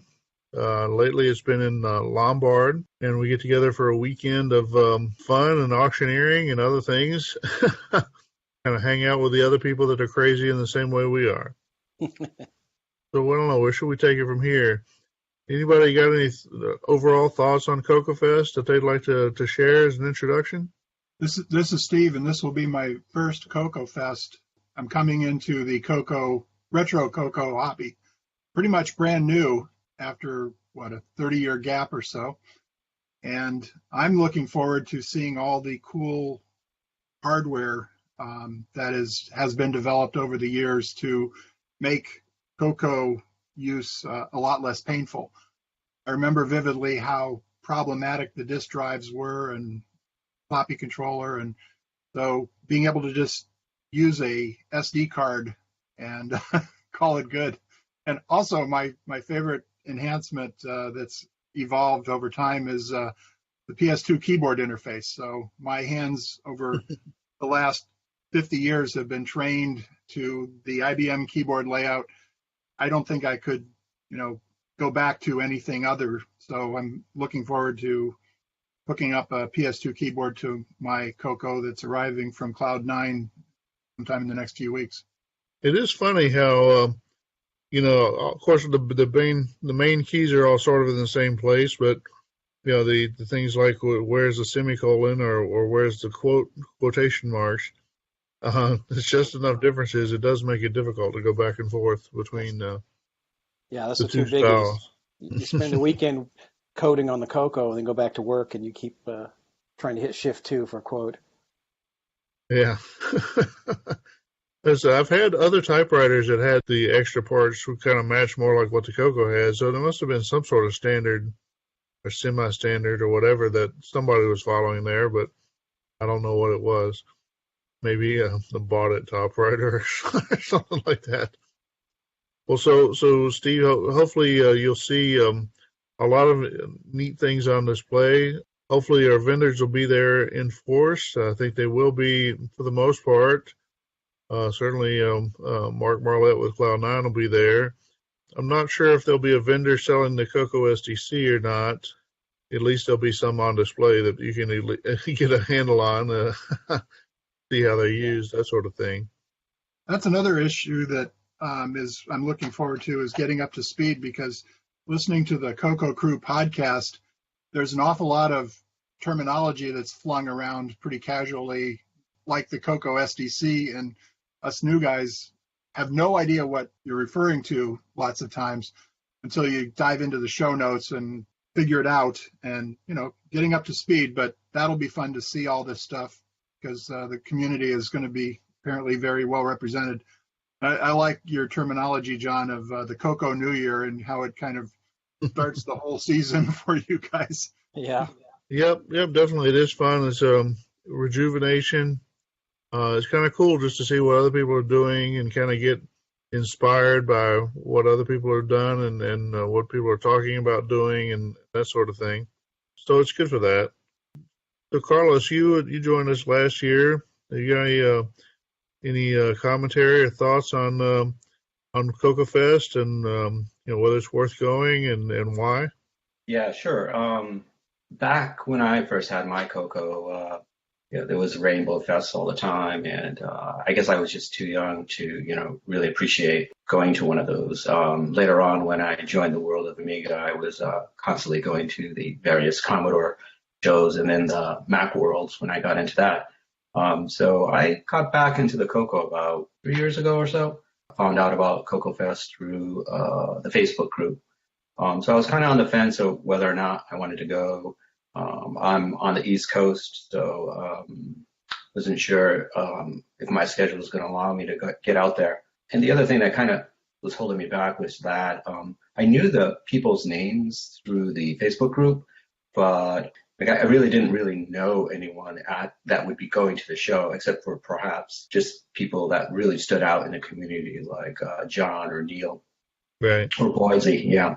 I ended up going, and I had a really good time. I'm usually a pretty shy person, so it was a little bit awkward at times to go to someone's table because I wasn't quite sure if they were just sitting there or they were selling something or what exactly they were, doing at their table. Some people are really good about setting up their tables, so you know exactly, what they're about when you go to their tables. But some people, I wasn't quite sure how to approach them or what to talk about. But in terms of the lectures, they were really good, especially for seeing the products that are sometimes mentioned in the different social media sites, to actually be able to touch them and look at them and play around with them. That was quite interesting, I think. Now, almost a year has passed since that CoCo Fest, the first one I went to. So I think that I know many more people in the community, so I'll actually be able to really put the names together with the faces this next show. I'm also going to have a table myself, so I'll try to sell some of the extra stock I have. So I'm quite looking forward to it. And yeah, as you mentioned, I posted on Facebook the other day trying to get people to join the show that are on the fence, or like Steve, this will be their first year to go. It would be kind of nice to have some kind of lecture every year run by some veteran of the community called something like Catching Up with the CoCo. So like for me, as Steve also mentioned, we were CoCo users back in the day, but we had been away for such a long time, so there were so many things we weren't aware of. So kind of be nice for kind of CoCo 101, bring people up to speed on what's going on and so forth. Sure, that's a good idea. Yeah, it is a good idea. So yeah, Carlos mentioned people sitting at their table and you're not quite sure what they're doing, and so that is kind of a little phenomenon that people might not be expecting. But over the years, it became there for a while. Things have started to dwindle quite a bit. I think we've revitalized the community quite a bit the past couple of years, but we had gotten aware that the people coming to Fest were sort of hardcore old timers to some degree. And it had become customary for some people to get a table, mostly for the purpose of funneling the money to the club to make sure that the fest would continue, and also the secondary purpose of guaranteeing themselves a chair to sit in while the festivities happened. And so you do get people who get tables that aren't really vendors or even exhibitors per se. They're more like supporters of the club that want to be sure they have a place to sit. So that makes sense. So don't be surprised if you see that. Generally, those are still friendly folks, and they want to talk about the CoCo and whatever. And if they don't have a project to talk about, maybe you just tell them about your project. There's certainly people who walk around and do that too. Yeah, I think it's safe to say that the majority of CoCoers would be considered introverts. So, yeah, you do have to learn to set shyness aside. I had the same kind of experience when I went to my first CoCo Fest, and but it was much better going the second one. But there's, like John said, there's more people coming now. It kind of gets crowded, and it's just best to lead in and say, hey, where can I got a question about this, or who knows about this, and that'll get you in the flow pretty quickly. Yeah, no, I don't think it's a good problem to have. Yeah. So I don't think it was Mike's first fest, but it might have been the first time he had a table. But I inadvertently almost knocked his table over. So I'll try not to knock anyone's table over in the process, whether you're new or not. Except for other people who are selling based products. Well, sound options are the enemy or whatever. No. I found that the most fun I had at the show was actually during the auction, just to see people who I guess were longtime friends, rivals, maybe even family members for all I knew, going after each other and trying to buy, everything that was thrown out in the auction, whether they really needed it or most likely they probably didn't, because they probably have 10 of those items as it was, but they just didn't want to see the other guy win. It is fun. It is fun. Yeah, the auction is definitely the highlight of the show. It's the most fun, the most, it's an opportunity to kind of, it's almost like a game. You play against the people. There's a certain amount of teasing or struggling or whatever happening there. And like you say, you do have some long-time rivalries that play out in the auctions. And, that is how the show gets funded ultimately. So you get some people who get extra generous in the auction in the name of helping the club. So, and also, of course, where else other than the people coming to CoCo Fest will you find the rarest of the rare CoCo items in the world? And somebody who has enough of them that they're willing to donate it to an auction, right? So you do see some pretty cool stuff show up once in a while. And sometimes you see some, I suppose, some dot matrix printers that really no one wants, and they actually want to pay you to take it from them. Sometimes. That You does happen. do you do see some printers show up sometimes. Most people have at least accepted that the dot matrix ones or other impact ones are not too exciting these days, so you don't see a lot of those. You do you still see a fair number of the CGP 220s, which are the inkjet printers, which are all but useless because you can't get ink and haven't been able to for 20 years or whatever. But somebody will tell you there's a 6809 processor in there, and so some people will want one just so they can hack it or whatever. I'd love to see a project that hacks that printer. I haven't seen one yet. That's pretty much it. You see some amount of printers there, but most people avoid them, like you say. So I don't know. If you're a fan of the show, we did a show on printers kind of early on, and it became one of the most popular shows. So people say they don't want them, but they don't totally want to give them up either. So that begs the question. So is the main way of buying stuff at CoCo Fest the auction, or are there vendors there that sell their own individual stuff? Both. So I don't know about the main way. I mean, that's probably the thing that most people participate in is the auction. You do get vendors like Mark Marlette with his Cloud9 is constantly more of a vendor presence than some. Other people are less vendors and more like exhibitors. And you get a few people that are sort of in between. They're really like an exhibitor, but they have a few old items they brought as extras or whatever. So I don't know. It just kind of depends. You have to walk around and Yeah, I bought a bunch of things from Cloud9, which was awesome because their prices were great, and I'm a sucker for books. So you put books in front of me, I'm going to buy them. I bought some items from a guy in the back of his van, which turned out to be legitimate. I bought a product made by some cheap Canadian labor and some other little trinkets. That's cool. Yeah. Also, there's something you'll see sometimes is it's a practice that kind of evolved out of the dwindling CoCo Fest. It may not be as appropriate now that we've had a little bit of a revival, but you'll still see a few booths that are more like wives of the Glenside members that are there kind of to support things and kind of, I don't know, maybe they would normally sit at a craft show or something, and instead they've come to a CoCo Fest. And so you can buy like knitted items or cross-stitched items or little jewelry or whatever. Dan Keller usually sells his art there too. Yeah. Yeah. They're not really my favorite parts of the show, but they are there, and don't be surprised to see them, I guess. John, with more people joining the show, potential more vendors every year, have they considered perhaps putting those folks over in the kind of cafeteria type of area where they usually put donuts over there? I don't know if they've really considered that or not. They probably should. The truth be told, that the guy who lays out the table design is married to one of the people who runs one of those booths, and I'm not sure he's ready to tell her she has to go sit in the cafeteria.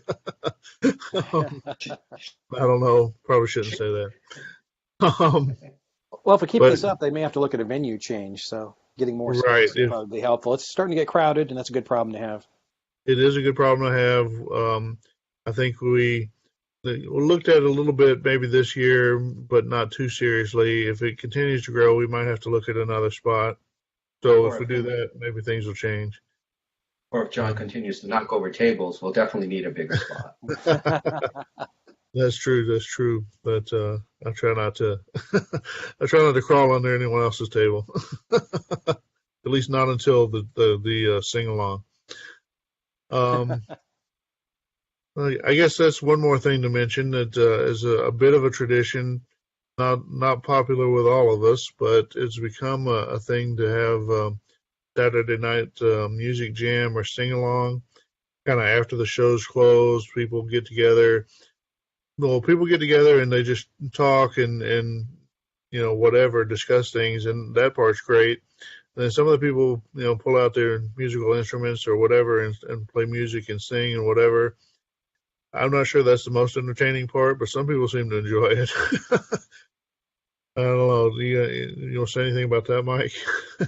Yeah, well, I think Saturday evening is, for the most part, is unstructured, and that's a great time because a lot of people that are, like Mark Marlette, he's busy all day with selling and doing repairs and things like that, and that's his opportunity to get out from behind his table and actually see what everybody else has got, chat with people. So that is a good time. You get to mill around and have total run of the place. Sure. That was an interesting thing that I kind of came out, was that there are people that come to CoCo Fest specifically to bring their broken pieces and get them repaired there. That was new revelation. You old timers, just take a lot of this kind of stuff for granted, and yet, there's these fantastic opportunities that would probably draw more people in and say, well, it's worth it driving, 6 hours to go to CoCo Fest if I could get my blank repaired. So, there's an awful lot of expertise out there that kind of is hidden gems like Cloud9's, repair service, which I just found out about, in my research the last few weeks. Yeah, I think it's an opportunity not only to get your items fixed, but also upgraded. So if you wanted to get a Hitachi CPU installed in your CoCo, but that's kind of a difficult thing because it might not be socketed. So that's a great opportunity to have that upgraded. Or if you wanted to get a Times label put on your computer to upgrade it that way to triple the value of it, would be another opportunity as well. Exactly. Yeah, I'll be selling those labels for $300. Yeah, no, there definitely are folks that show up and that are, as you say, vendors or whatever that will do repairs. So that's cool. Yeah, these are all great suggestions, Steve. It's that's why we invited you. It's good to get a newcomer's perspective on this because we forget and lose track of someone new coming into the hobby after so many years, even though we did it ourselves. John, are you, given that this is a podcast and you've got lots of willing participants there to talk, are you going to be actually recording anything for the CoCo crew at CoCo Fest? Or are you just too busy? We actually do have a segment on Sunday that's supposed to be a live recording session. I don't think we've worked out much of anything, but probably just be, a roundtable discussion from the show floor. No particular topic other than how great it was to come to CoCo Fest, I guess. Kind of a recap of the day, yeah. Or 3 years of the CoCo crew, what do you think? Something like that. One thing, I really enjoy those little intros, the sponsorship or whatever you call it, the little voiceovers that individuals do. And, it seems to me that's a perfect opportunity that you could get your 15 seconds of fame recording a bunch of voiceovers at CoCo Fest. You just have a recorder set up and let people walk up and have a placard there and say, this is the CoCo crew. This is my experience, and this is the CoCo crew podcast. Oh, yeah. Well, I'm sure we'll be doing that. I imagine Steve Strobridge will be doing that as well. So if you're looking for your 15 minutes of fame, there you go.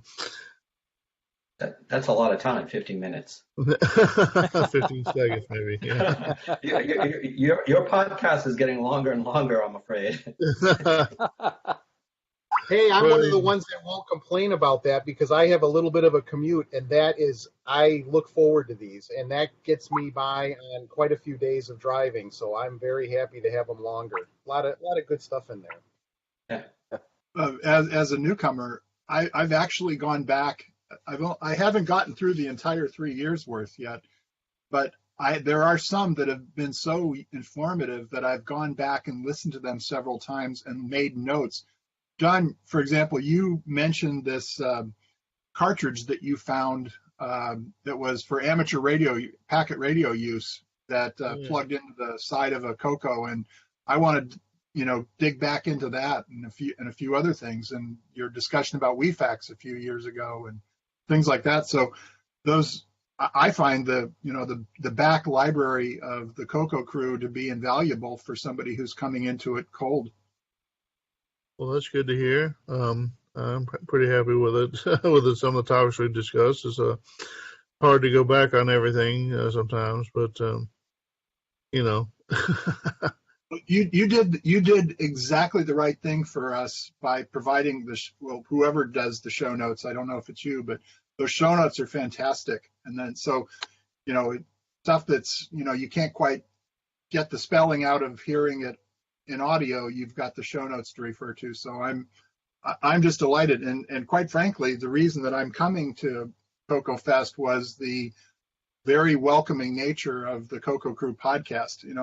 I just felt like I was going to find a very welcoming, interested community that loves to share and loves to play with CoCos. So that's why I decided to come to CoCo Fest this year on such short notice. Well, that's a great thing to hear. Yes, it is. Like I said, we really get a lot out of CoCo Fest ourselves, and podcast was started for the most part to help promote CoCo Fest and get people to come to it and be part of the hobby. We really do feel like to be major parts of the hobby or are serious about the hobby, that coming to CoCo Fest is kind of like, it's kind of like the obligation to go to Mecca for our Islamic brothers and sisters. That it's just something we think you should do, and while that God commands you to go once in your life to Mecca, we want you to come every year to CoCo Fest. So, it's a pilgrimage analogy. Then I would suggest that there should be some 1 week of no cocoa fasting.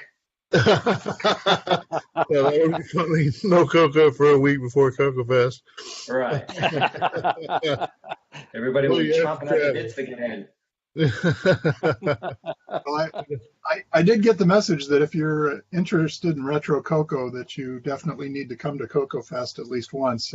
And two other parts of my life, I used to work in the avionics industry, and Oshkosh, the Oshkosh annual event in Oshkosh, Wisconsin, Air Venture, I think it's called. That was got to do that once in your life. And the other one is the now misnamed Dayton Hamvention for ham radio operators in the U.S. There's going to be a awesome 3D flight simulator this year at the CoCo Fest. I just made that up, but there should be. Well, there might be a demo of P-51 Mustang playing head-to-head over the internet, maybe using one of those things that Alan Huffman's been talking about. That'd be kind of cool. Or David Ladd, he's been doing some of that same sort of thing. So we could have like a 50 people against 50 people battle? Well, I think it's all 1-to-1, but we could set up 25 pairs. That'd be pretty fun. Kind of like a Sweet 16 then. Yeah. John, you occasionally make reference to a event in the fall, Tandy Assembly, I think it's called. Tandy Assembly, yeah. There's apparently some crossover between that and CoCo Fest. Could you talk about that a little bit? I haven't quite teased that out from looking. Tandy Assembly was something that we kind of thought of. I think I probably get blamed for whining about it the most for a while, that we should have that once a year for CoCo Fest just wasn't enough, and that we should have another event maybe in the fall, because along with CoCo Fest in the spring, there was a problem, but a couple of years where all the VCF events were all basically at the same time as CoCo Fest, and even if they were slightly far enough apart to go to 2 or 3 of them, it still just wore you out, and then the whole rest of the year you got nothing. So kind of politics, and for a while trying to put feelers out to Mike and Neil and some others, what the appetite was for maybe setting up another event. But it's kind of, we needed a bit of a nexus of who's going to come, why would you want to come. The idea of 2 CoCo Fests I wasn't too sure about having enough people or whatever to be interested. And so then the Trash Talk podcast came along, which covers the Z80 based TRS-80s, and it hit me or hit us that, well, Tandy, that's kind of enough to kind of bring in a big enough set of folks that we thought would be viable. And I reached out to the trash talkers, and they thought it was a good idea too. So we've gotten together and organized an event. The event, first event was last year in Chillicothe, Ohio. Mike Rowan is the president of our organization, and we had the event and had 80 some people show up or whatever. I think it was a big success, and we're in the middle of planning for our next event. So hopefully this fall we'll have another event as well. And in fact, we're kind of already on the schedule, I guess, for that. So that'll be in Springfield, Ohio. Mike probably knows the dates. I don't know the date. What would you say would be the breakdown of platform of the attendees? Like, for example, was it 60% of attendees were mainly using the CoCo? I know many people have more than, maybe just a CoCo. They might have a TR-80 Model 1 or something like that. But did you get a sense for that? Yeah, I thought it was pretty balanced. I mean, we had several CoCoers. We had a lot of Tandy 1000 and Intel based, and as well as a lot of Z80s. So, I don't know number-wise how you slice it up, but it was a good balance. I didn't feel like it was lopsided to one platform over any of the others. Yeah, I'd agree. I think it was balanced out pretty well. I think maybe the Tandy 1000s were not as well represented as the others, but that may just be a building kind of thing. Well, we didn't have any organizers with deep ties to the Tandy 1000. But as far as CoCo versus Z80, I'm not sure. It might have been a 60-40 thing, but it's not too far away from half or whatever. So I don't know. I thought it was a pretty good event. So anyway, so there's your 6-month hit. If you can't go a whole year without attending a vintage event or a Tandy event, then that's a good one to go to. Another question is, how well is the CoCo represented at the vintage computer festivals? I've only attended the very first one here in the Seattle area a couple months ago, and there was one vendor there which was enough to pique my curiosity, and then boy, was this a huge rabbit hole to fall down. Yeah. Well, so the times I've been to VCF East, either I was the only CoCo specific person there, or there may have been somebody else who had a CoCo, but it was kind of part of another display.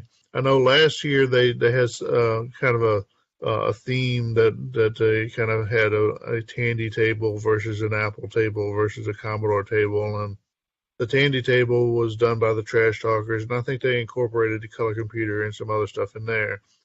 But as far as just regular display stuff, not a lot, maybe one or two people.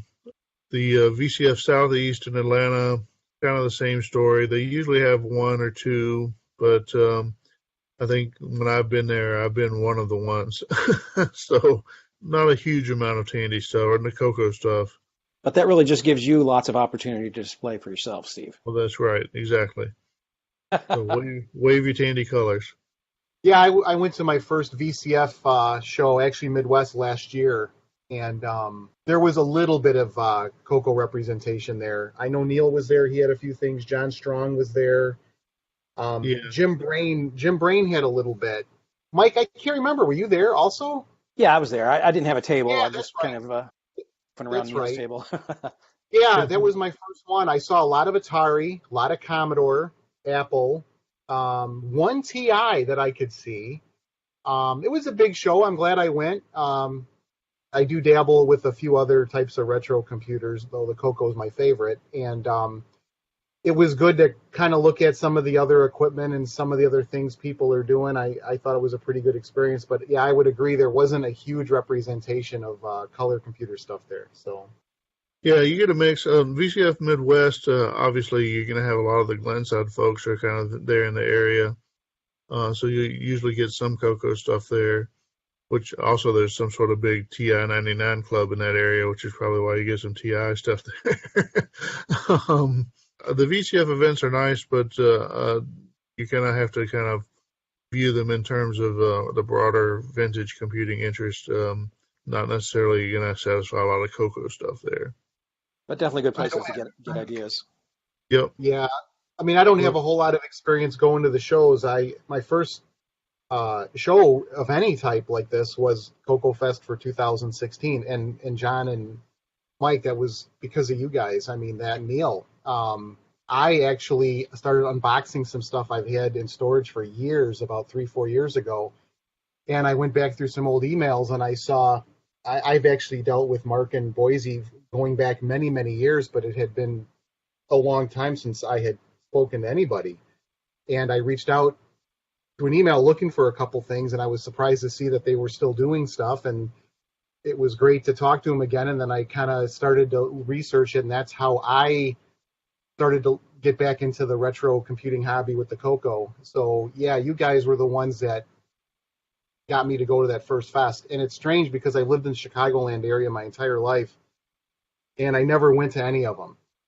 And I even worked for Radio Shack. Actually, I worked for a Tandy Computer Center for about 1.5 years, and I just never went to any of them. So I think it's a great experience. And Steve, with you going for the first time, I agree. When I walked in, it was a little overwhelming because I didn't know who to talk to or who to gravitate to, and I just kind of walked around, cased the room a little bit. But I found that really everybody was very welcoming. Now I find when I go to these shows, even though I've only been to a few of them, it is so great to interact and just catch up with people and this and that. So that's one of the best things about the show, is just getting caught up with some people. I'm looking forward to the day when the show is so big that there's going to be a corner with a recreated Radio Shack. So we just walk in and boom, instant childhood memories. It would be cool. Well, you got the TV shows now that are grabbing all the props, I guess, huh? Right. You got Yeah. Young Sheldon and all this other stuff. And yeah, I wish I would have kind of pilfered a few things when I left Radio Shack years ago. Well, I plan on going to the show again. I had a great time. I plan on I will. Brett was nice enough. Brett Gordon, who's in the community as well, he was nice enough to grab me a table. I wasn't going to get one, but at my very first show, he was nice enough to grab a table, and I'll be bringing some stuff there. But it's it's hard.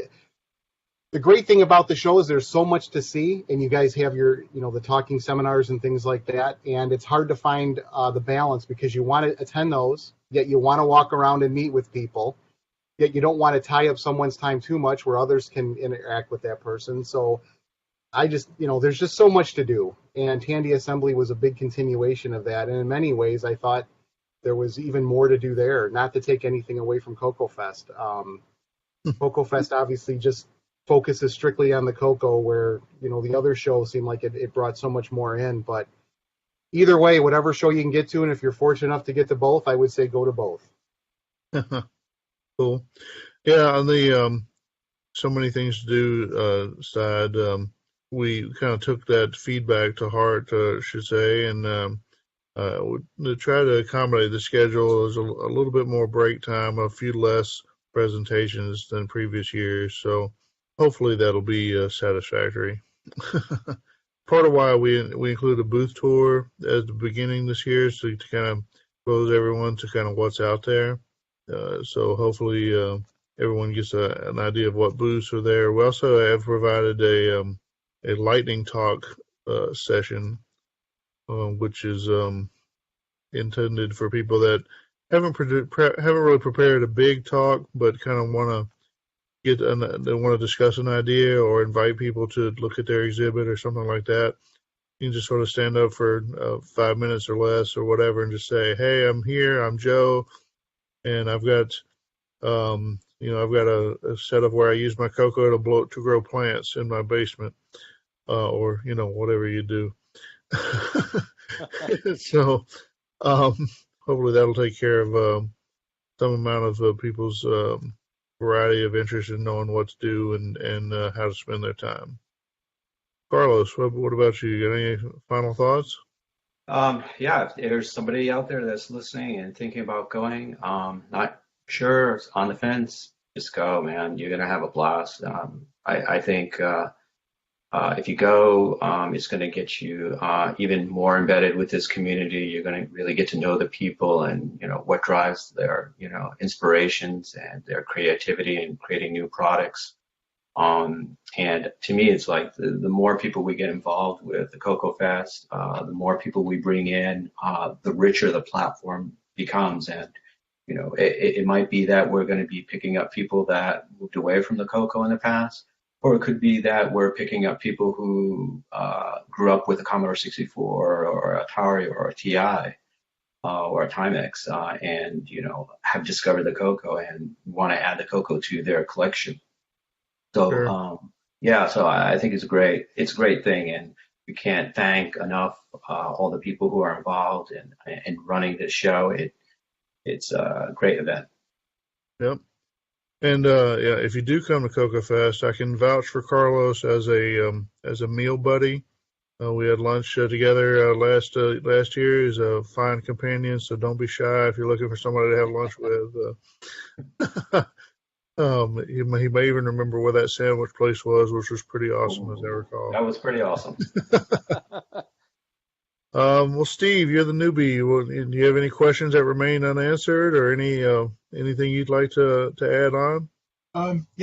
One point that kind of gets touched on but doesn't get elaborated much is that there was some mention of this at the Vintage Computer Festival here in Seattle a couple months ago, that the retro computer hobby seems to be growing a bit, and new people are coming in. And I definitely saw that in the Seattle event. And one of the things that speaks to me about the CoCo is that even though it's still of that vintage when computers were relatively simple back then, the CoCo, more than any of the other computers, with possibly the exception of the Amiga, was the most capable and expandable.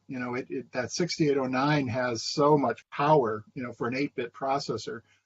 And what blew me away was that OS 9 had been open sourced into Nitrous 9, and that just fascinates me, and I'm going to dive deep into that when I get my CoCo 3 in another few weeks from Cloud 9. That's going to be my main emphasis of learning all of that, because OS 9 was a new development when I phased out of the CoCo back in the day. So, it's all those things. It's just fun to have a learning curve again. To get up to speed and with this cool thing that'll feel familiar but new at the same time. So I'm really looking forward to this, visiting CoCo Fest, and hopefully it'll become an annual habit like you guys. Cool. Well, that sounds great. Hopefully the bug will bite you and you'll continue to come. I hope you enjoy it for sure. Mike, any thoughts? No, other than I'm looking forward to seeing all of you at CoCo Fest, and if you're out there listening, you should definitely make the effort. You won't be sorry. It's like a vacation from the rest of your normal life, and that's why it's our CoCo New Year. Yeah, exactly. Well, I think that sums it up really well. Definitely want everyone to come out and meet new friends. The more people that show up, the more it seems to invigorate the hobby. So if you want a full of life hobby, then come be part of it. Support your vendors, pick up products that interest you, talk about the problems you've had or things you want to solve, or just talk about the projects you're doing or how you spent 2 weeks reading through the old basic manuals, learning how to program. All of it's fun. All of it's fun. We all want to hear about it. I think that probably sums it up. Everyone, thank you for joining us. Steve Stroh, Ron Klein, Carlos Camacho, Horst Myro. So keep CoCoing and be retro forever. There are many great word processors for the color computer, but there's only one that gives you the simplicity of a point-and-click interface. It's Max 10 from Colorware. Max 10 is a true WYSIWYG word processor. WYSIWYG means what you see is what you get. What you see on your screen is what you will see on your printer. Combine multiple fonts, incorporate pictures into your documents. Format in columns, making newsletters a joy to work with. Max 10 is so easy it's almost completely intuitive. Max 10 from Colorware, the word processing program you've been waiting for. Good morning, Interbank Corporation. What if you held absolute power in your hand? The Nebulous Project will radically change the way we protect national interests. What if that power were floating 1,200 miles above us in space? Liftoff. Mr. Johnson, I have a secure line in room B. Johnson here, go ahead. What if that power was taken from you and used against you? What do you mean the codebook has been stolen? What if only one person could reclaim that power? The Interbank Incident. Rated CoCo 17. All right. Welcome back, everyone, to the tech segment of the CoCo Crew podcast. As usual, this is your helpful and friendly host, John Linville, guiding you through the wonders of the Tandy color computer. So the topic for this month is, I think it's relatively topical. Every time I think nobody's using the CoCo ones, I turn around and start to see a bunch of people asking about, well, how do I do this or that, or how do I get composite video out of the CoCo one? Seems to be a big one I've seen several times lately. As many people know, Ed Snyder kind of came out of nowhere a couple of years ago, and one of his first big projects before becoming the champion of the CoCo STC was doing composite video outputs modifications for the CoCo 2s, and then also for the MC10s. So the thing is that those don't work for the CoCo 1. The CoCo 1 video circuit is a little bit different, and so you need to do something a little different. Actually, it turns out to be something a little easier, as we're going to discuss, to get composite video output on a CoCo 1. Not just to the CoCo 1, this also applies to the TDP 100, or which don't tell anybody, but the TDP 100, it really is just a CoCo 1, slightly different case. Just in case I go off the rails at all here, my experimentation, I think, is done specifically with an F-board CoCo. It should apply to other ones, but just in case it doesn't work, your mileage may vary. Should still apply. But there, I just had to put that little warning out there, disclaimer. Anyway, so what's the deal? All right, so as we probably know, the video output from the color computer, both 1 and 2, comes from a chip from Motorola called the MC6847, which is a off-the-shelf graphics chip with capabilities that are both perhaps interesting or remarkable or whatever for their time, for something completely off the shelf, and yet somewhat lackluster and questionable taste in colors, that sort of thing. Anyway, it is what it is. Hate it, love it. We mostly love it. Whatever. That's the chip we're using. The video output from that chip, the actual signals, are a little bit weird. There's what's called a luminance output, which is called Y. I'm not sure Y stands for luminance, but it does. Anyway, and this is essentially a black and white TV signal, including the synchronization signals for getting a stable picture. And in fact, if you tap that signal with the proper amplification or whatever, you can get a black and white signal just from there to drive a black and white television. So where does the color come from? So there's two other signals, which I think are in a 6847 speaker called Phi A and Phi B, which probably is supposed to stand for phase A or phase B, but might also be called R-Y and B-Y. These are signals that are used to encode color versus luminance. And so for those of you that don't know the history of color television, I'm not sure I really know the history of color television either, but I do know that back in the day when they were starting to come up with color television, it was kind of decreed that color television broadcasts needed to be compatible with black and white television broadcasts, and so they had to figure out a way to make a color signal that at least sort of looked like a black and white signal. And so the way they did that is they essentially translated a black and white signal that then they colored. Rather than sending color signals, they send black and white. They sort of draw a picture in black and white and then color it in later. Not really later, really at the same time, separate signals, whatever. It's not a really good description. I did have a video I did some time back about the 256 color mode in the Color Computer 3's Gimme chip that exists for NTSC, so-called artifact signaling. There's some better description of how NTSC works there, if you can't find any better source. Anyway, so you end up with three signals that come out: a brightness or luminance signal, and then two color signals. That one's predominantly for red-ish colors, and one's predominantly for bluish colors. The black and white signal sort of stands in for greenish colors. So it's not RGB. It's kind of like RGB in the sense that there's three signals and they specify colors there, but it's not exactly the same. So to take these signals and prepare them actually for actual television transmission, there's sort of a buddy chip for the 6847 known as the Motorola MC1372.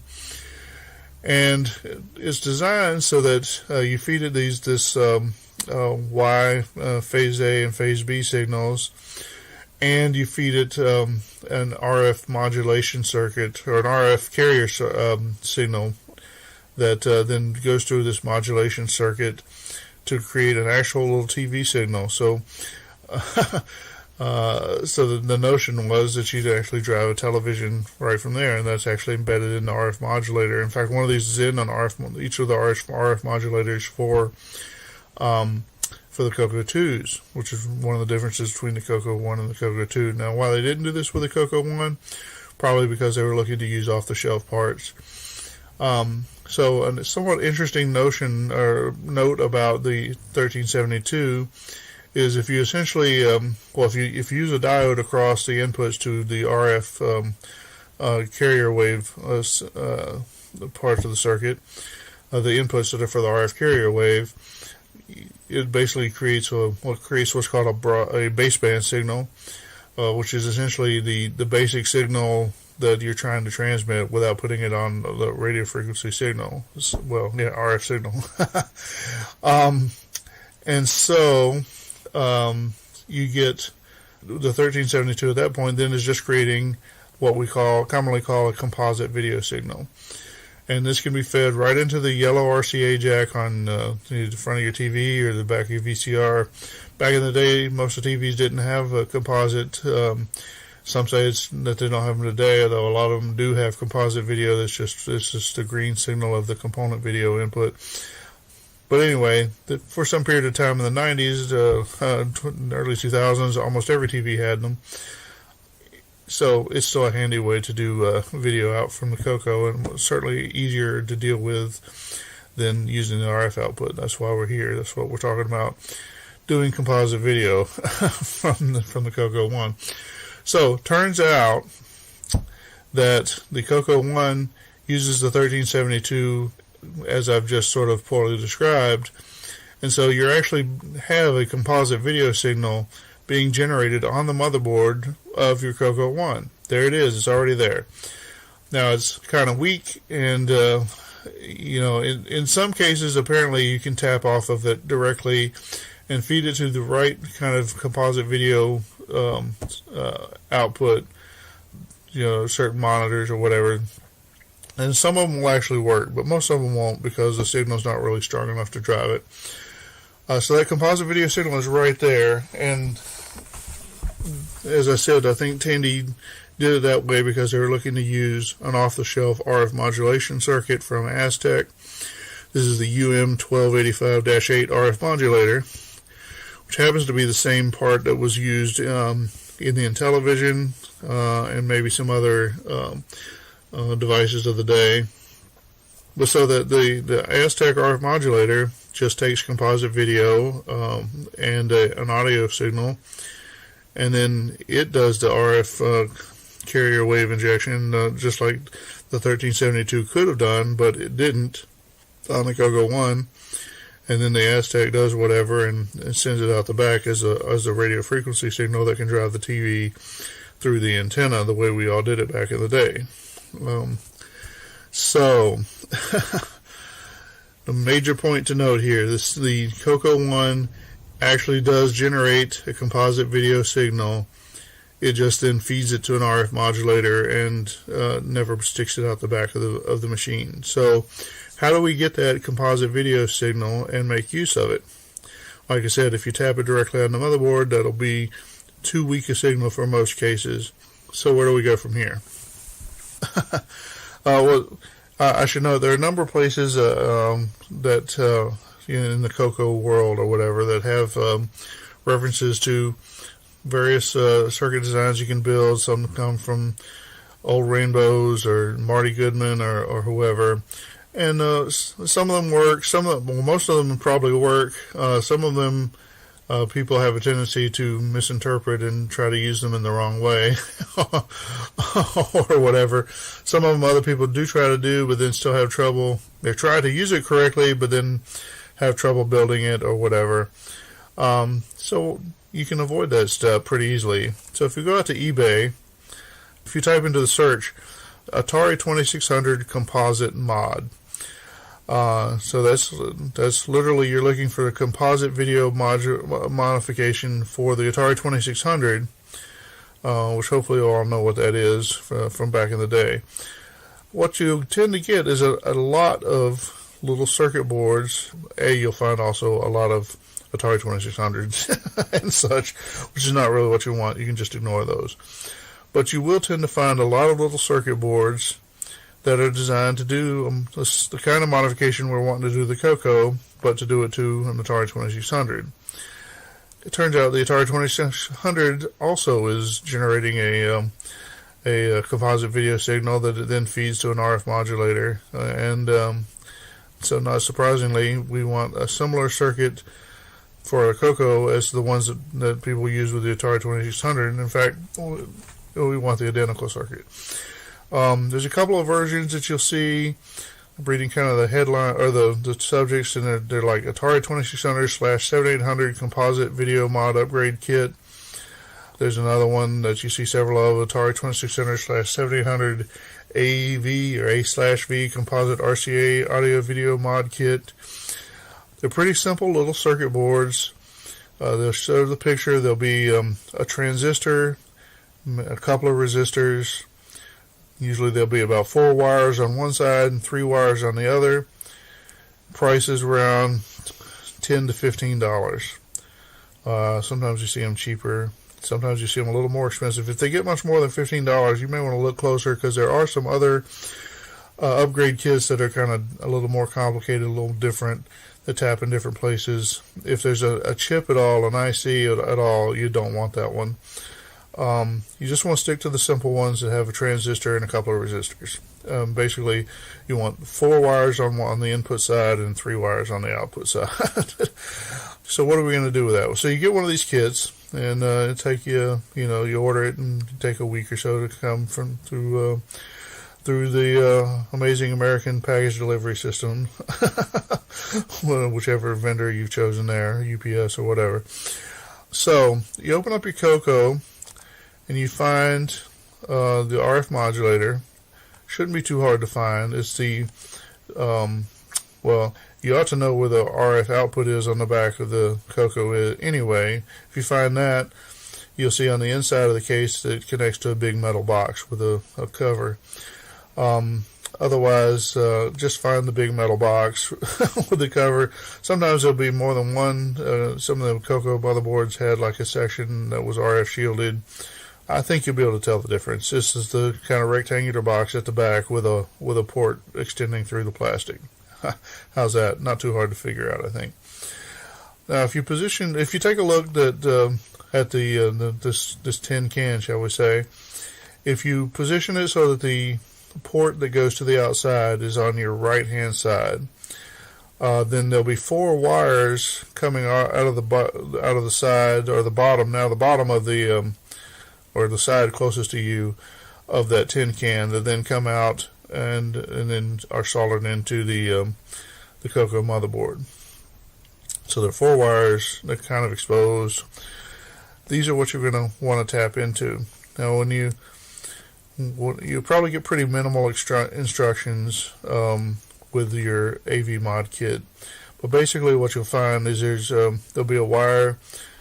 Usually there'll be, say, well, the colors could vary. You never know. But usually there'll be a power wire, maybe red.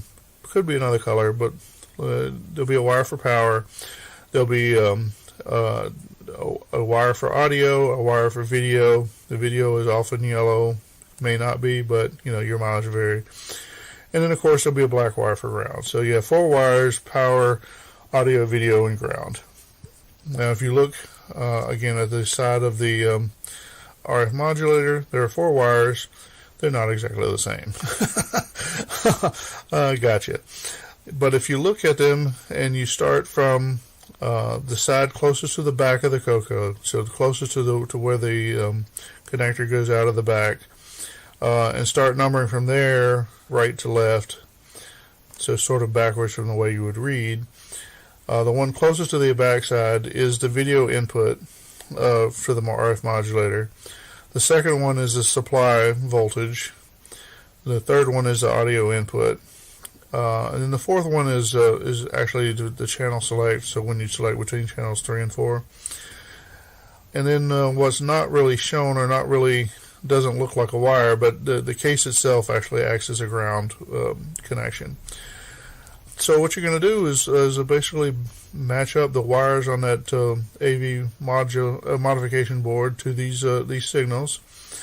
The lead closest to the back connects to the video input of the little circuit board that you're going to get from eBay.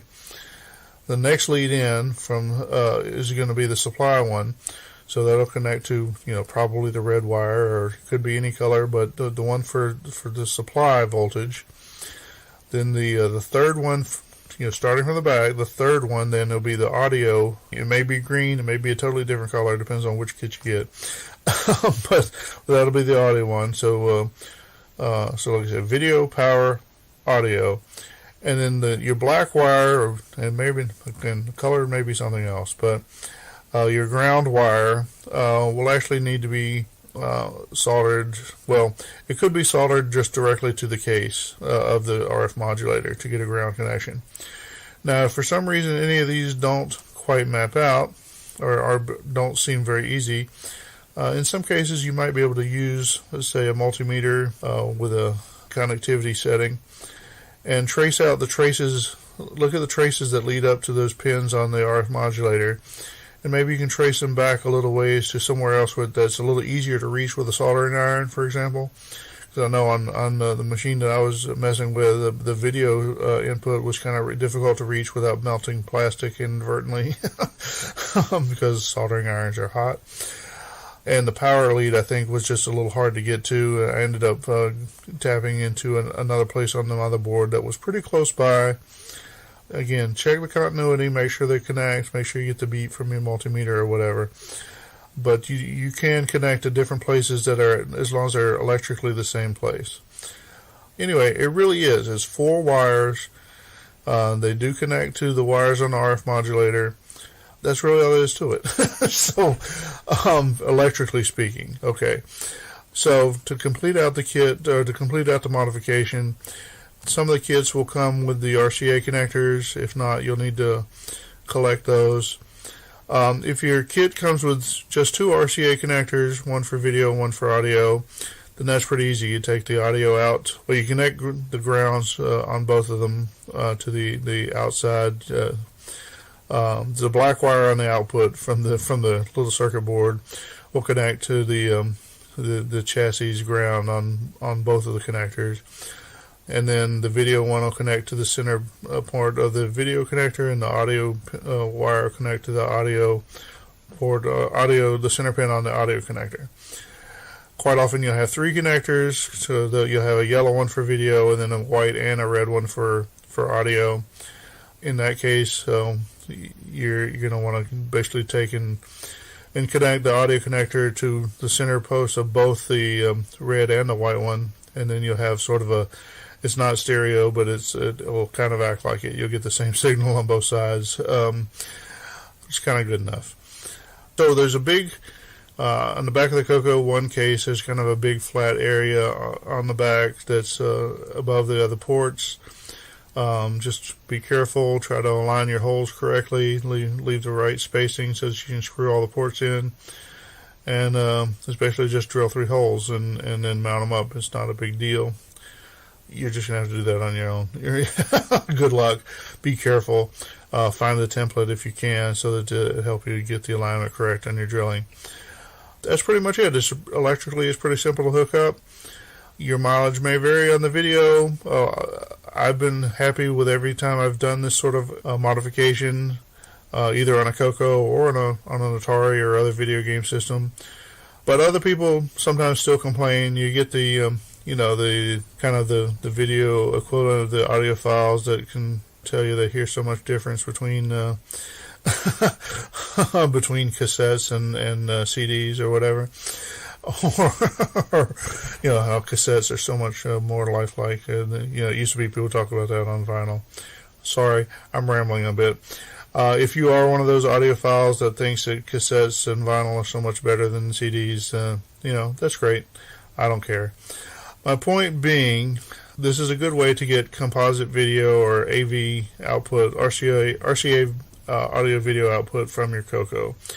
I think it's fine. I think every time I've seen it, it looked at least as good, if not much better, than what the RF was doing, even with the shielded RF cables.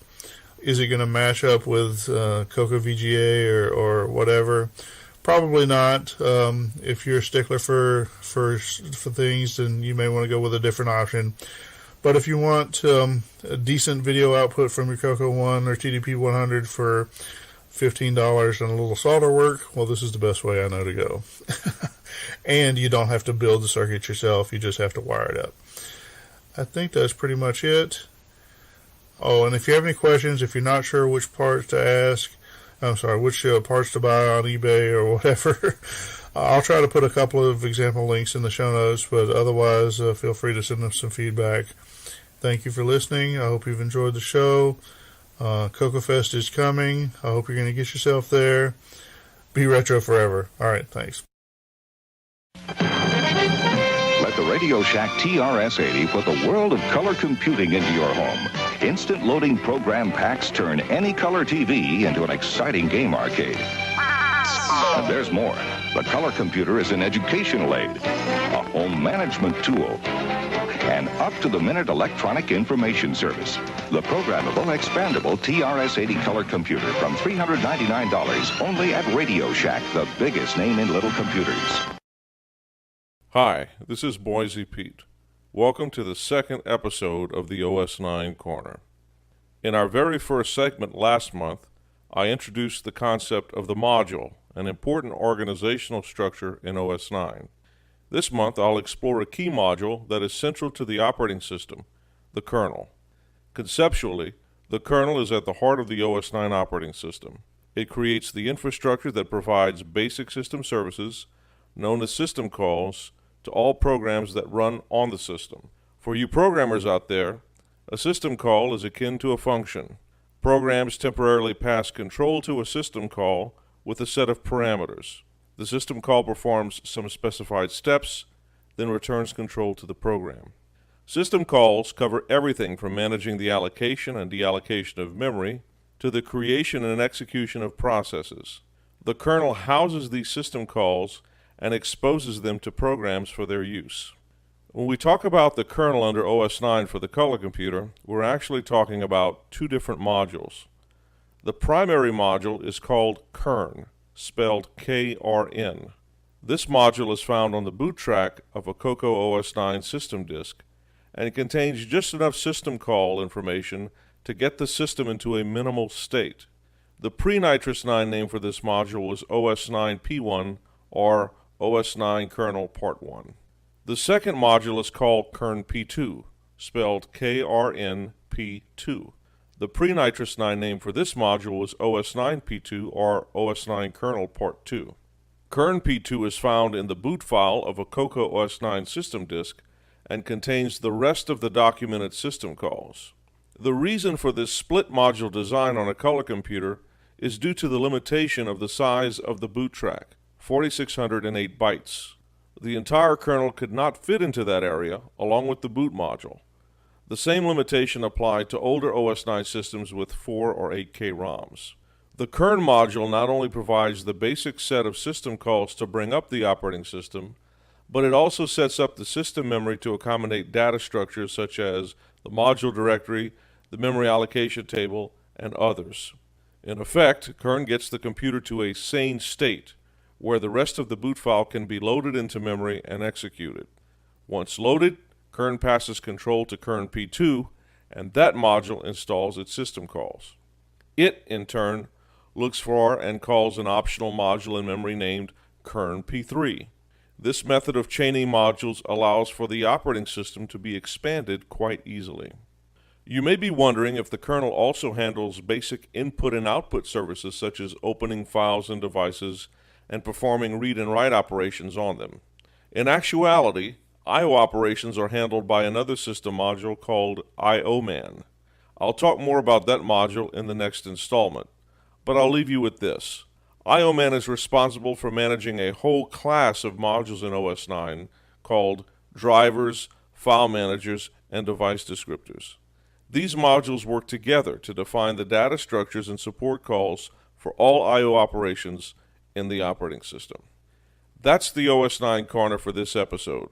Thanks for listening.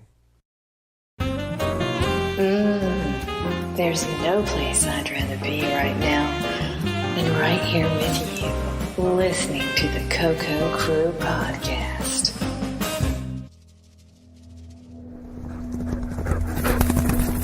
Whoa! What do you want, mister? I'm looking for gold. Shoot, mister, we ain't got no gold around these here parts, but you can look all you want. We got plenty of lead and tin, though. Who are you? What you got there, stranger? It's the new J&M Systems JFD CoCo Disk Controller.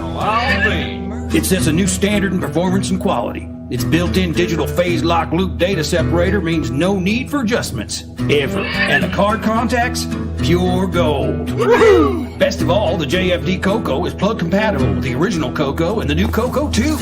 How much, stranger? Just $139. Wait, where can I get one? From J&M Systems, Albuquerque, New Mexico. Imagine a different world. A world where Tandy Corporation has the upper hand. Where the CoCo surpassed all competitors. And all you have to do is travel back in time without making a single mistake. CoCo forever. How does it feel? I'm still believing. You definitely earned this office. Yes, you're too kind, and thank you. You want to grab some food before we head back and look at that Alt Reality OS 9 module? It's only been 40 years past due, but yeah, sure. How does it feel? I'm still believing.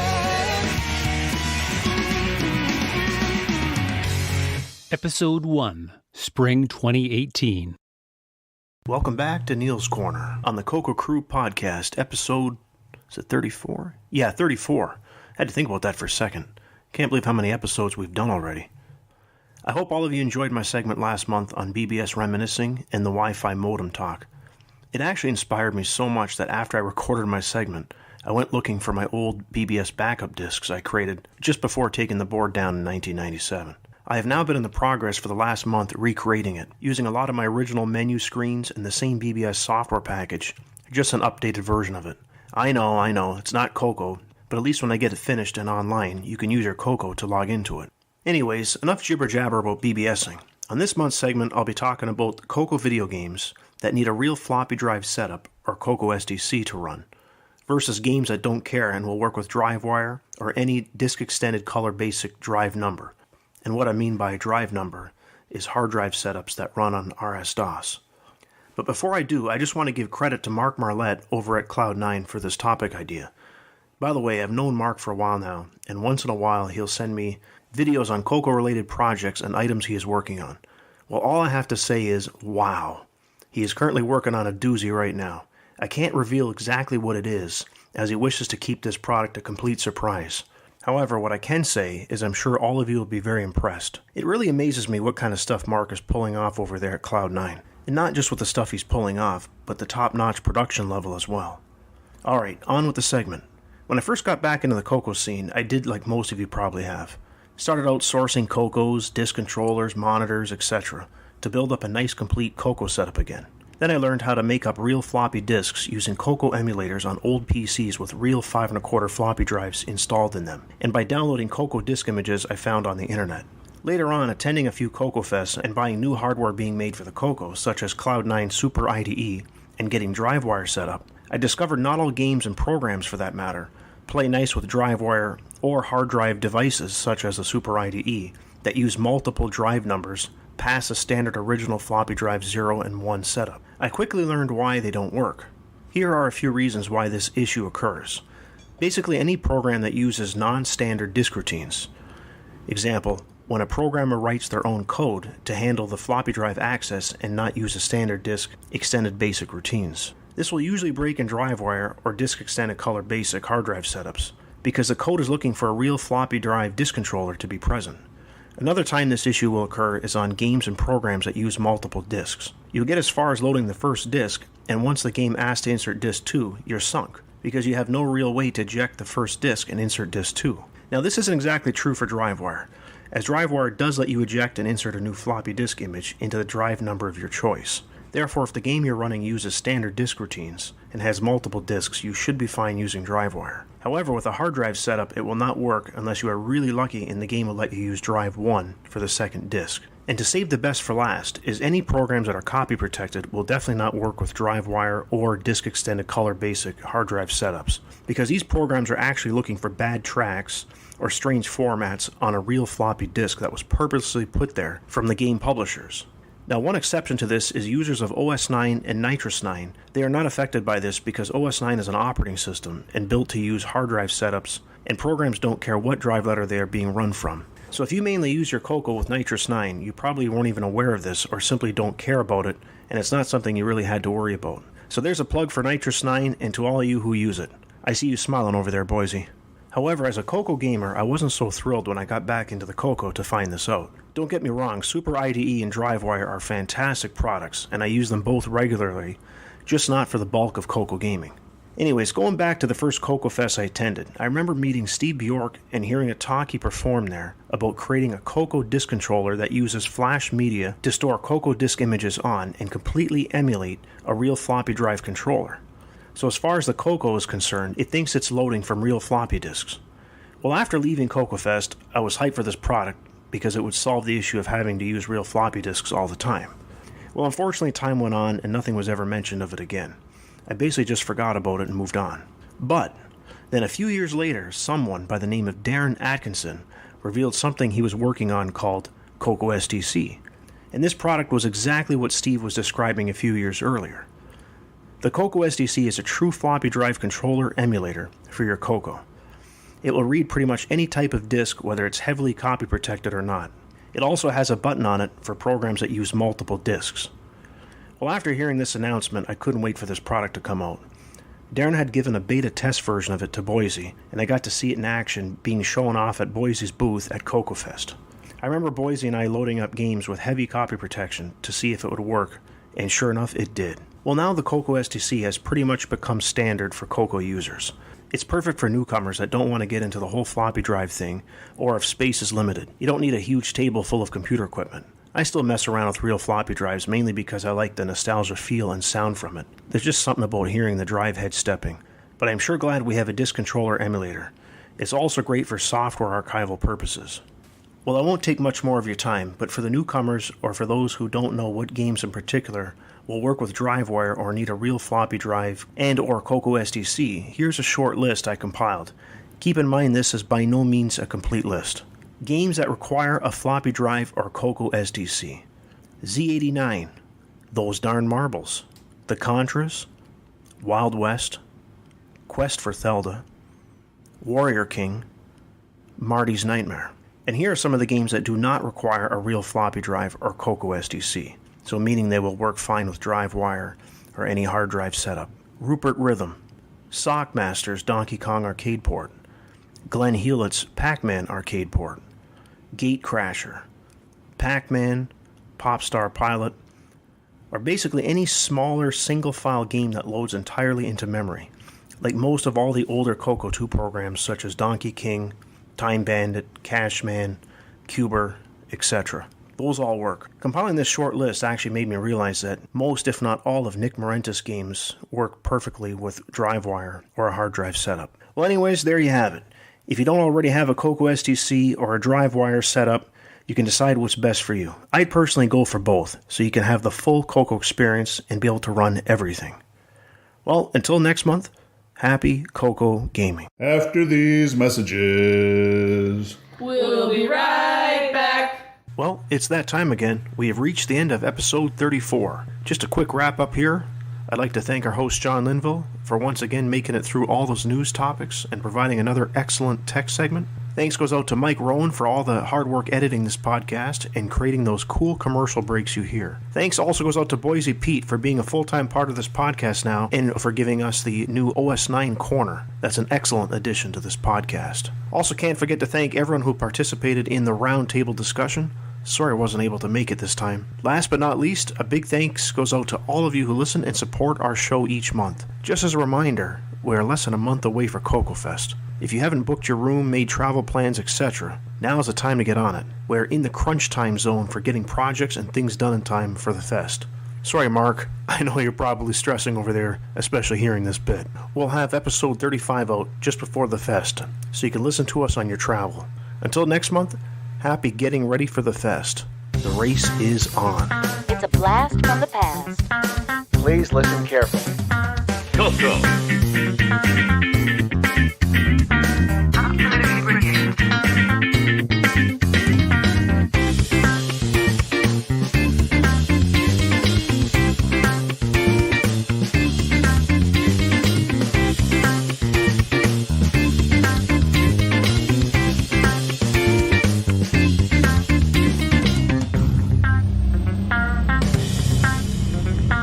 CoCo. CoCo. CoCo.